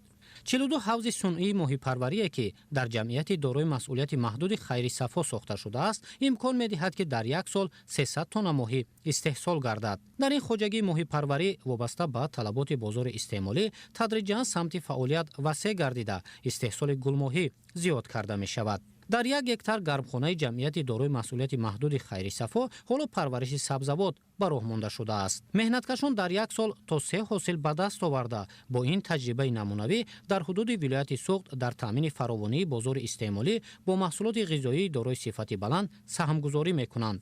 дар муассисаи таълимӣ барои 1000 хонанда дар 2 баст шароит барои таълим фароҳам оварда шуда 40 ҷойи кории нав таъсис ёфт. пешвои миллат муҳтарам Эмомалӣ Раҳмон зимни шиносоӣ бо шароити фароҳамшуда ба масъулини марбутаи соҳа ва соҳибкорон барои истифодаи босамар аз дастгирию таваҷҷӯҳи ҳукумати кишвар нисбат ба фаъолияти намояндагони бахши хусусӣ, имтиёзҳои андозию гумрукӣ, ворид намудани технологияи муосир, ташаккули фаъолияти соҳибкорӣ ва васеъкунии имкониятҳои истеҳсолӣ дастуру тавсияҳо доданд.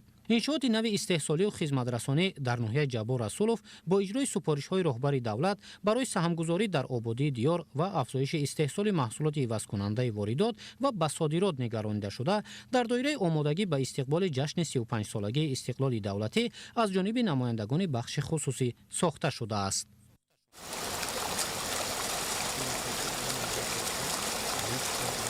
намунаи парваришу истеҳсоли гулмоҳӣ ва сабзавоту ғалладонагӣ дар шароити гармхонаю заминҳои кушод.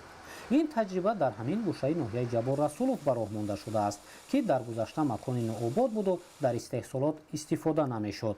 ҳамаи ин натиҷаи фаъолияти намунавии меҳнаткашони ҷамъияти дорои масъулияти маҳдуди хайри сафо аст. ин 42 ҳавзи моҳӣпарварӣ нав сохта шудааст ва барои истеҳсоли маҳсулоти парҳезии воридоти вазкунанда дорои имконияти васеъ мебошад. ҳоло дар ин ҳавзҳо 300 000 моҳича парвариш меёбад. хоҷагидорон аз ин макон давоми 1 сол зиёда аз 300 тонна гулмоҳӣ истеҳсол мекунанд, ки ин таҷриба дар вилояти Суғд намунавӣ арзёбӣ мегардад. насби технологияи ҳаводиҳанда барои инкишофёбию калоншавии моҳӣ мусоидат мекунад.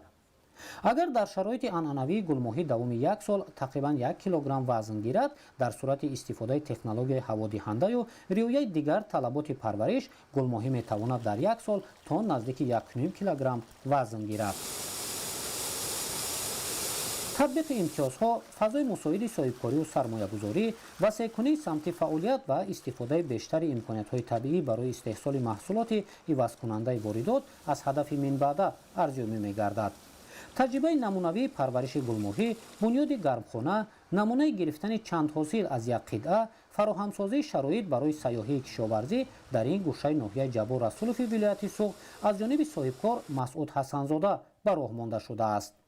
нақшаҳо дар марҳилаи навбатӣ соли 2026 дар ҷамъияти дорои масъулияти маҳдуди хайри сафо таъсиси корхонаи коркарди моҳӣ ва истеҳсоли намудҳои гуногуни маҳсулоти содиротӣ ба нақша гирифта шудааст. дар ин ҷо зиёда аз 42 дона ҳавзи моҳипарварӣ аст, ки дар дохили худ зиёда аз 300 000 моҳичаи хурд ҷойгир шудааст. ба ғайр аз ин зиёда аз 4 ҳавзҳои сунъии табиӣ аст, ки дар он зиёда аз 100 000 моҳии калон парвариш карда мешавад. пеш аз оне ки мо ин ҷо коргоҳро сар кардем, ин ҷо як вайронае буд, ҳеҷ чизе набуд. ҳозир имкониятҳо ки хеле фароҳам шуд барои мо ҳам ҳавзҳои моҳипарварӣ кардем, ҳам гармхонаи калон бунёд кардем ва коргоҳи истеҳсолӣ бунёд кунем ва дар оянда маҳсулотҳое ки аз моҳӣ тайёр мешавад ба хориҷи кишвар содирот намоем. ин толори инкубатсионии ҷамъияти дорои масъулияти маҳдуди хайри сафо мебошад. тухми гулмоҳӣ аз аврупо дастрас ва тавассути ҳамин технология моҳича бароварда мешавад. дар 1 сол зиёда аз 700 000 моҳича аз толори инкубатсионӣ ба ҳавзҳои моҳипарварӣ гузаронида мешавад. давоми 1 сол гулмоҳӣ аз 1 то 1,5 килограмм вазн мегирад. дар ноҳияи Ҷабор Расулов ғайр аз ҳавзҳои сунъӣ, парвариши моҳӣ дар 4 ҳавзи табиӣ ба роҳ монда шудааст. натиҷаи дастгирии ҳукумати кишвар ва татбиқи имтиёзҳои андозию гумрукӣ нисбат ба фаъолияти намояндагони бахши хусусӣ имкон фароҳам овард, ки ин самти соҳаи кишоварзӣ ба марҳилаи рушд ворид гардад ва тадриҷан нақши истеҳсоли моҳии маҳаллӣ дар қонеъ гардонидани талаботи бозори истеъмолӣ бештар шавад. ҳоло дар ин 4 ҳавзи табиӣ тақрибан 30 тонна моҳӣ парвариш меёбад. дастгирии ҳукумати кишвар ва амалишавии нақшаҳои созандаи соҳибкорон барои васеъшавии самти фаъолият, таъсиси ҷойҳои нави корӣ ва афзоиши нишондодҳои истеҳсолӣ мусоидат мекунад.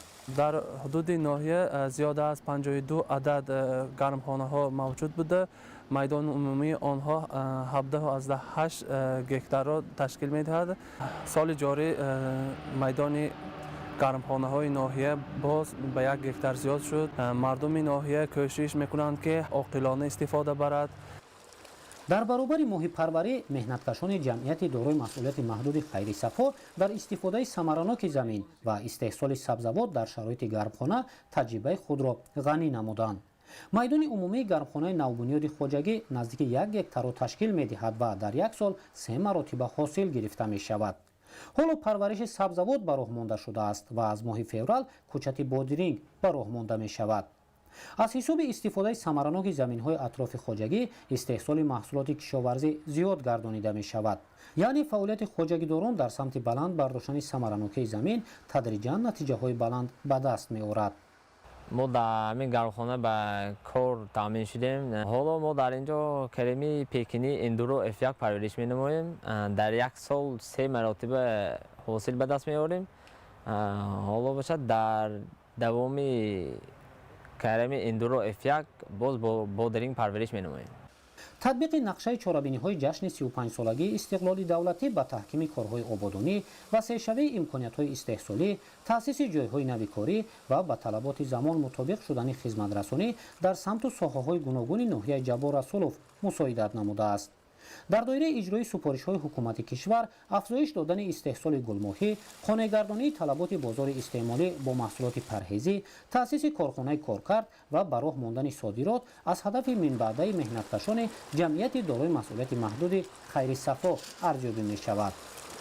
дар 3 деҳаи ҷамоати деҳоти ҳаёти нави ноҳияи Ҷабор Расулов 3 иншооти нав, синфхонаҳои иловагии муассисаи таҳсилоти миёнаи умумии рақами 32 ва 2 толори нави варзишӣ барои машғулияти наврасон ва ҷавонон ба истифода дода шуданд. дар маросими ифтитоҳи иншооти нав намояндагони ҳукумати ҷумҳурии Тоҷикистон, мақомоти иҷроияи ҳокимияти давлатии ноҳияи Ҷабор Расулов, сокинон, хонандагони омӯзгорон ва варзишгарон иштирок намуданд. бинои таълимии муассисаи таҳсилоти миёнаи умумии рақами 32 дар заминаи бинои собиқи муассиса сохта шуда аз 8 синфхонаи таълимӣ ва ҳуҷраҳои корӣ иборат мебошад. ин иқдоми муҳим бо дастгирии соҳибкорон ва сокинон амалӣ гардидааст. зарурати бунёди бинои нав бо мақсади фароҳам овардани шароити муосири таълиму тарбияи хонандагон ба вуҷуд омаданд. таъкид гардид ки ҳукумати ҷумҳурии Тоҷикистон таҳти роҳбарии президенти кишвар муҳтарам Эмомалӣ Раҳмон ба фароҳам овардани шароити беҳтари омӯзиш ва тарбияи насли наврас таваҷҷӯҳи хоса зоҳир менамояд. дар бинои нав барои то 200 нафар хонанда шароити мусоиди таълиму тарбия дар ду баст муҳайё шудааст. 19 ноябр президенти ҷумҳурии Тоҷикистон пешвои миллат муҳтарам Эмомалӣ Раҳмон дар доираи сафари корӣ ба вилояти Соғд бинои маъмурии Кумитаи иҷроияи Ҳизби Халқии Демократии Тоҷикистонро дар ноҳияи Ҷабор Расулов мавриди истифода қарор доданд. 19 ноябр президенти ҷумҳурии Тоҷикистон пешвои миллат муҳтарам Эмомалӣ Раҳмон дар доираи сафари корӣ ба вилояти Суғд бинои маъмурии Кумитаи иҷроияи Ҳизби Халқии Демократии Тоҷикистонро дар ноҳияи Ҷабор Расулов мавриди истифода қарор доданд. хуршеди роҳи мо, пешвои раҳнамо, дар арсаи ҷаҳон аҳду гувоҳи мо, бахшандаи зафар бо ҷон ба анҷуман, нерӯи мо шумо ҳамҷони ин ватан. аз ҳизбиён салом, пешвои ҷовидон, табрик ҷашни халқ, пешвои тоҷикон. хуш омадед пешвои муаззами миллат. хуш омадӣ эй пешво, ای قهرمان بابای ما، با هر قدم پر نور کن امروز و هم فردای ما. از آمدنهای شما هر گوشه خاکی میهن از پیش زیباتر شود، رنگی دیگر گیرد وطن. آسودگی و بیغمی امروز ما را هم نواز، بختی سفیدی کشورم از زحمتی بابای ما. خوش آمد بابا جان، ما رو ба сарвари давлат муҳтарам Эмомалӣ Раҳмон иттилоъ доданд ки бинои навбунёд аз 3 ошёна иборат буда дорои 10 ҳуҷраи корӣ, کتابخانه، بایگانی، مجلسگاه و قبول شهروندان میباشد. در آن بهترین شرایط برای کارمندان فراهم آورده شده است. انشاءات نوبنیاد در دوره کارهای سازندگی به استقبال 35 سالگی استقلال دولتی بنیاد شده تحفه ارزشمند برای کارمندان ارزیابی می‌گردد. باعث سرفرازی است که امروز با اشتراک پیشوای معظم ملت رئیس حزب خلقی دموکراتی تاجیکستان محترم امامعلی رحمان بینای نو زمانوی کمیته اجرایی حزب خلقی دموکراتی تاجیکستان در ناحیه جبار رسولوف به استفاده قرار داده شد. ما حزبیان را که هدف و مقصد اساسی حزب خلقی دموکراتی تاجیکستان تامین زندگی شایسته مردم بالا بردن سطح نیکوحالی مردم می باشد، ما را وادار می سازد که باز صدقاً از دل و جان به وطن زیر سیاست سازنده پیشوای معظم ملت سهامگذار باشیم. کارهای ساختمانی در انشاءات مذکور ماه می سال 2024 آغاز گردیده از حساب مبلغ‌های کمیته اجرایی مرکزی حزب خلقی دموکراتی تاجیکستان و جلب اعضای فعال حزب، صاحبکاران محلی و شخصان سخاوت پیشه بنیاد گردیده است. طبق اطلاع مسئولین به حالت 1 نوامبر سال 2025 اعضای کمیته اجرایی حزب خلقی دموکراتی تاجیکستان در ناحیه جبار رسولوف 11380 نفر را تشکیل می‌دهند. حالا در حدود ناحیه 73 تشکیلات ابتدایی حزبی فعالیت دارد. ما اعضایان فعال حزب خلقی دموکراتی جمهوری تاجیکستان در ناحیه جبار رسولوف از این اشتراک پیشوای معظم ملت خرسندیم، شکرانه میکنیم و حرکت میکنیم که مثل پیشوای معظم خود در سازندگی و بنیادکاری و توسعه و آزاد نمودن محل زیست خود حس خود را گذاریم و ما شهروندان باید شکرانه کنیم که چنین پیشوای معظم ملت داریم. باعث قید است که ما اعضایان فعال حزب خلقی در ناحیه دائما در آبادانی، سازندگی و تشویق و ترغیبات بردن جوانان در هدایت هایی که پیشوای معظم ملت خود در برآمدهایشان قید میکنند سهم گذاریم. قامت افراختن بنا به مرکز ناحیه حسنی تازه ضم نموده است. اطراف انشاءات با گل و درختان سایه افکن آرا داده شده، تمام راهرو و گذرگاه ها سفالک پوش گردیدند. همزمان در عرفه 31 سالگی تأسیس یابی حزب خلقی دموکراتی تاجیکستان به ساختارهای محلی حزب خلقی دموکراتی تاجیکستان در 18 شهر و ناحیه‌های کشور ماشین‌های خدمتی تقدیم کرده شد.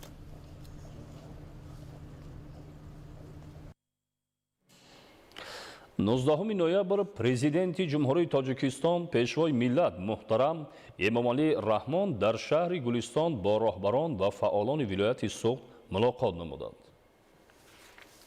19 ноябр президенти ҷумҳурии Тоҷикистон пешвои миллат муҳтарам Эмомалӣ Раҳмон дар шаҳри Гулистон бо роҳбарон ва фаъолони вилояти Суғд мулоқот намуданд. сарвари давлат муҳтарам Эмомалӣ Раҳмон нахуст дастовардҳои сокинони вилоят, сафари корӣ дар як қатор шаҳру ноҳияҳо ва рафти корҳои ободонию созандагӣ дар шаҳру ноҳияҳо ба ифтихори таҷлили сазовори ҷашни 35-солагии истиқлоли давлатиро натиҷагирӣ намуданд. таъкид гардид, ки дар доираи нақшаи корҳои ободонию бунёдкорӣ ба ифтихори ҷашни 35-солагии истиқлоли давлатӣ то имрӯз дар ҳудуди вилоят 12066 иншооту биноҳои иҷтимоию истеҳсолӣ бунёду азнавсозӣ гардидааст, ки ин 115% нақшаро ташкил медиҳад. президенти кишвар муҳтарам Эмомалӣ Раҳмон бо истифода аз фурсати муносиб ба мардум ва соҳибкорони бонангу номуси вилоят барои заҳмати ватандӯстона изҳори сипос намуданд. роҳбари давлат муҳтарам Эмомалӣ Раҳмон оид ба дастгирии ҳукумати ҷумҳурии Тоҷикистон андешаронӣ намуда иброз доштанд, ки то имрӯз дар шаҳру ноҳияҳои вилоят дар доираи 92 лоиҳаи сармоягузории давлатӣ маблағи беш аз 11 миллиард сомонӣ амалӣ шудааст. ҳоло барои боз ҳам баландбардоштани сатҳи некуаҳволии сокинони вилоят ва ободу пешрафта гардонидани он татбиқи 19 лоиҳаи дигар идома дорад, ки дар доираи онҳо 2.6 миллиард сомонӣ аз худ гардидааст. гуфта шуд ки лоиҳаҳои зикргардида асосан ба сохтмон ва муҷаҳҳазгардонии мактабҳо, рушди соҳаи энергетика, таҳкими соҳаи кишоварзӣ, таъмин намудани устувории зидди офатҳои табиӣ ва ҳамкории минтақавии иқтисодии Осиёи Марказӣ тавассути бунёди долонҳои нақлиётиву иқтисодӣ равона шудааст. зимни таҳлили натиҷаҳои рушди иҷтимоиву иқтисодии вилояти Суғд дар 10 моҳи соли равон таъкид гардид ки ҳарчанд дар вилоят дар ин давра нақшаи ҷамъоварии андозҳо бо дар назардошти андози иҷтимоӣ 106% иҷро гардидааст, аммо бақияи қарзи андоз тамоюли афзоиш дорад ки андешидани тадбирҳои таъхирнопазирро тақозо менамояд. сарвари давлат дар робита ба вазъи соҳаи саноат дар вилоят ба масъулин супориш доданд ки барои ҷалби бештари сармоя, рушди истеҳсолоти ивазкунандаи воридот ва ба содирот нигарондашуда тадбирҳои илова гиандешанд. аз натиҷаи машварати кории роҳбари давлат ки 25 апрели соли равон вобаста ба масъалаҳои ҳарчи зудтар бартараф кардани мушкилоту масъалаҳои ҳалталаби соҳаи энергетика баргузор гардида буд, ёдовар шуда муҳтарам Эмомалӣ Раҳмон ба масъулин супориш доданд ки барои пешгирии ҳолатҳои истифодаи ғайримақсадноку ғайриқонунии нерӯи барқ ва дигар қонунвайронкуниҳо дар ин самт тадбирҳои қатъӣ андешанд. баҳри иҷрои пурра ва самараноки барномаҳои давлатии бахши кишоварзӣ, роҳбарони соҳа ва мақомоти иҷроияи ҳокимияти давлатӣ аз сарвари давлат супориш гирифтанд ки барои саривақт ва беталаф ҷамъоварӣ кардани ҳосили зироятҳои тиромоҳӣ, бахусус пахта, инчунин пешгирӣ намудани талафот дар соҳаи паррандапарварию занбури асалпарварӣ чораҷӯӣ намоянд. дастури супоришҳо ҳамчунин доир ба омодасозии заминҳои кишт, мунтазам таъмин намудани бозори дохилӣ бо маҳсулоти хушсифат ва баландбардоштани иқтидори содиротии кишвар дода шуд. зимни таҳлили вазъи соҳаи маориф, президенти кишвар муҳтарам Эмомалӣ Раҳмон иброз доштанд ки дар баробари бунёди даҳҳо иншооти соҳаи маориф дар ҳудуди вилояти Суғд биноҳои 54 муассисаи дигар дар ҳолати садамавӣ қарор дошта, 32 бинои муассисаи таълимӣ бо таъмири асосӣ ниёз дорад. инчунин дар 4 муассисаи таълимии хонандагон дар 3 баст таҳсил мекунанд. масъулини сохторҳои марбута вазифадор шуданд ки доир ба бартарафсозии мушкилоти зикршуда ва ҳалли дигар масъалаҳои соҳа чораҳои мушаххас андешанд. дар вилояти Суғд 22 муассисаи таҳсилоти ибтидоии касбӣ бо фарогирии беш аз 10 000 хонанда ва 22 муассисаи таҳсилоти миёнаи касбӣ фаъолият дорад ки дар онҳо 23 000 донишҷӯ ба таҳсил фаро гирифта шуданд. вале заминаҳои моддиву техникии ин муассисаҳо бахусус озмоишгоҳҳо ва таҷҳизоти таълимиву истеҳсолии онҳо беҳбудии ҷиддӣ тақозо менамояд. раисони вилояти Суғд ва шаҳру ноҳияҳои он супориш гирифтанд ки барои таъмиру таҷдиди муассисаҳои мазкур тадбирҳои амалӣ андешида, барои касбомӯзии шаҳрвандон шароити мусоиди таълимиву истеҳсолӣ муҳайё созанд. президенти кишвар муҳтарам Эмомалӣ Раҳмон аснои баррасии вазъи соҳаи тандурустӣ ва дорусозӣ дастур доданд ки бо истифода аз неъматҳои бебаҳои табиат ба хусус ҳазорҳо намуди растаниҳои шифобахш, аз ҷумла растаниҳои доруворӣ, барои ташкили корхонаҳои дорусозӣ бо истифодаи технологияву стандартҳои муосир чораҳои мушаххас андешанд. роҳбари давлат муҳтарам Эмомалӣ Раҳмон зимни мулоқот бо роҳбарону фаъолони вилояти Суғд ҳамчунин вазъи риояи қонунияту тартибот ва интизоми хизматиро муҳокима намуда таъкид доштанд ки дар вилоят чандон қонеъкунанда нест.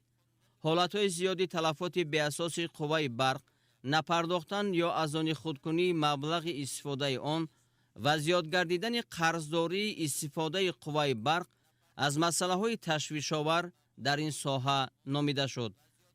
дар фароварди сухан роҳбари давлат муҳтарам Эмомалӣ Раҳмон бори дигар таваҷҷӯҳи роҳбарону фаъолони вилоятро ба масъалаи истиқболи арзандаи ҷашни бузурги миллӣ 35-солагии истиқлоли давлатӣ ҷалб намуданд. таъкид гардид ки ҳар яки мо вазифадорем то ба хотири таҳкими минбаъдаи мавқеи кишварамон дар арсаи байналмилалӣ беш аз пеш талош намоем ва заҳмат кашем. بعد سخنرانی سرور دولت محترم امامعلی رحمان، رئیس ولایت سوخت رجب احمدزاده و راهبران شهر و ناحیه‌های سوخت اوید به اجرای دستور و سفارش‌های حکومت جمهوری تاجیکستان و رشد و پیشرفت ساحه‌های گوناگون حساب دادند. بینندگان گرامی، نشر مفصل برنامه اطلاعاتی اخبار خاتمه می‌یابد. با شما زندگی آباد و آسایش‌تر را تمنا داریم. سلامت باشید.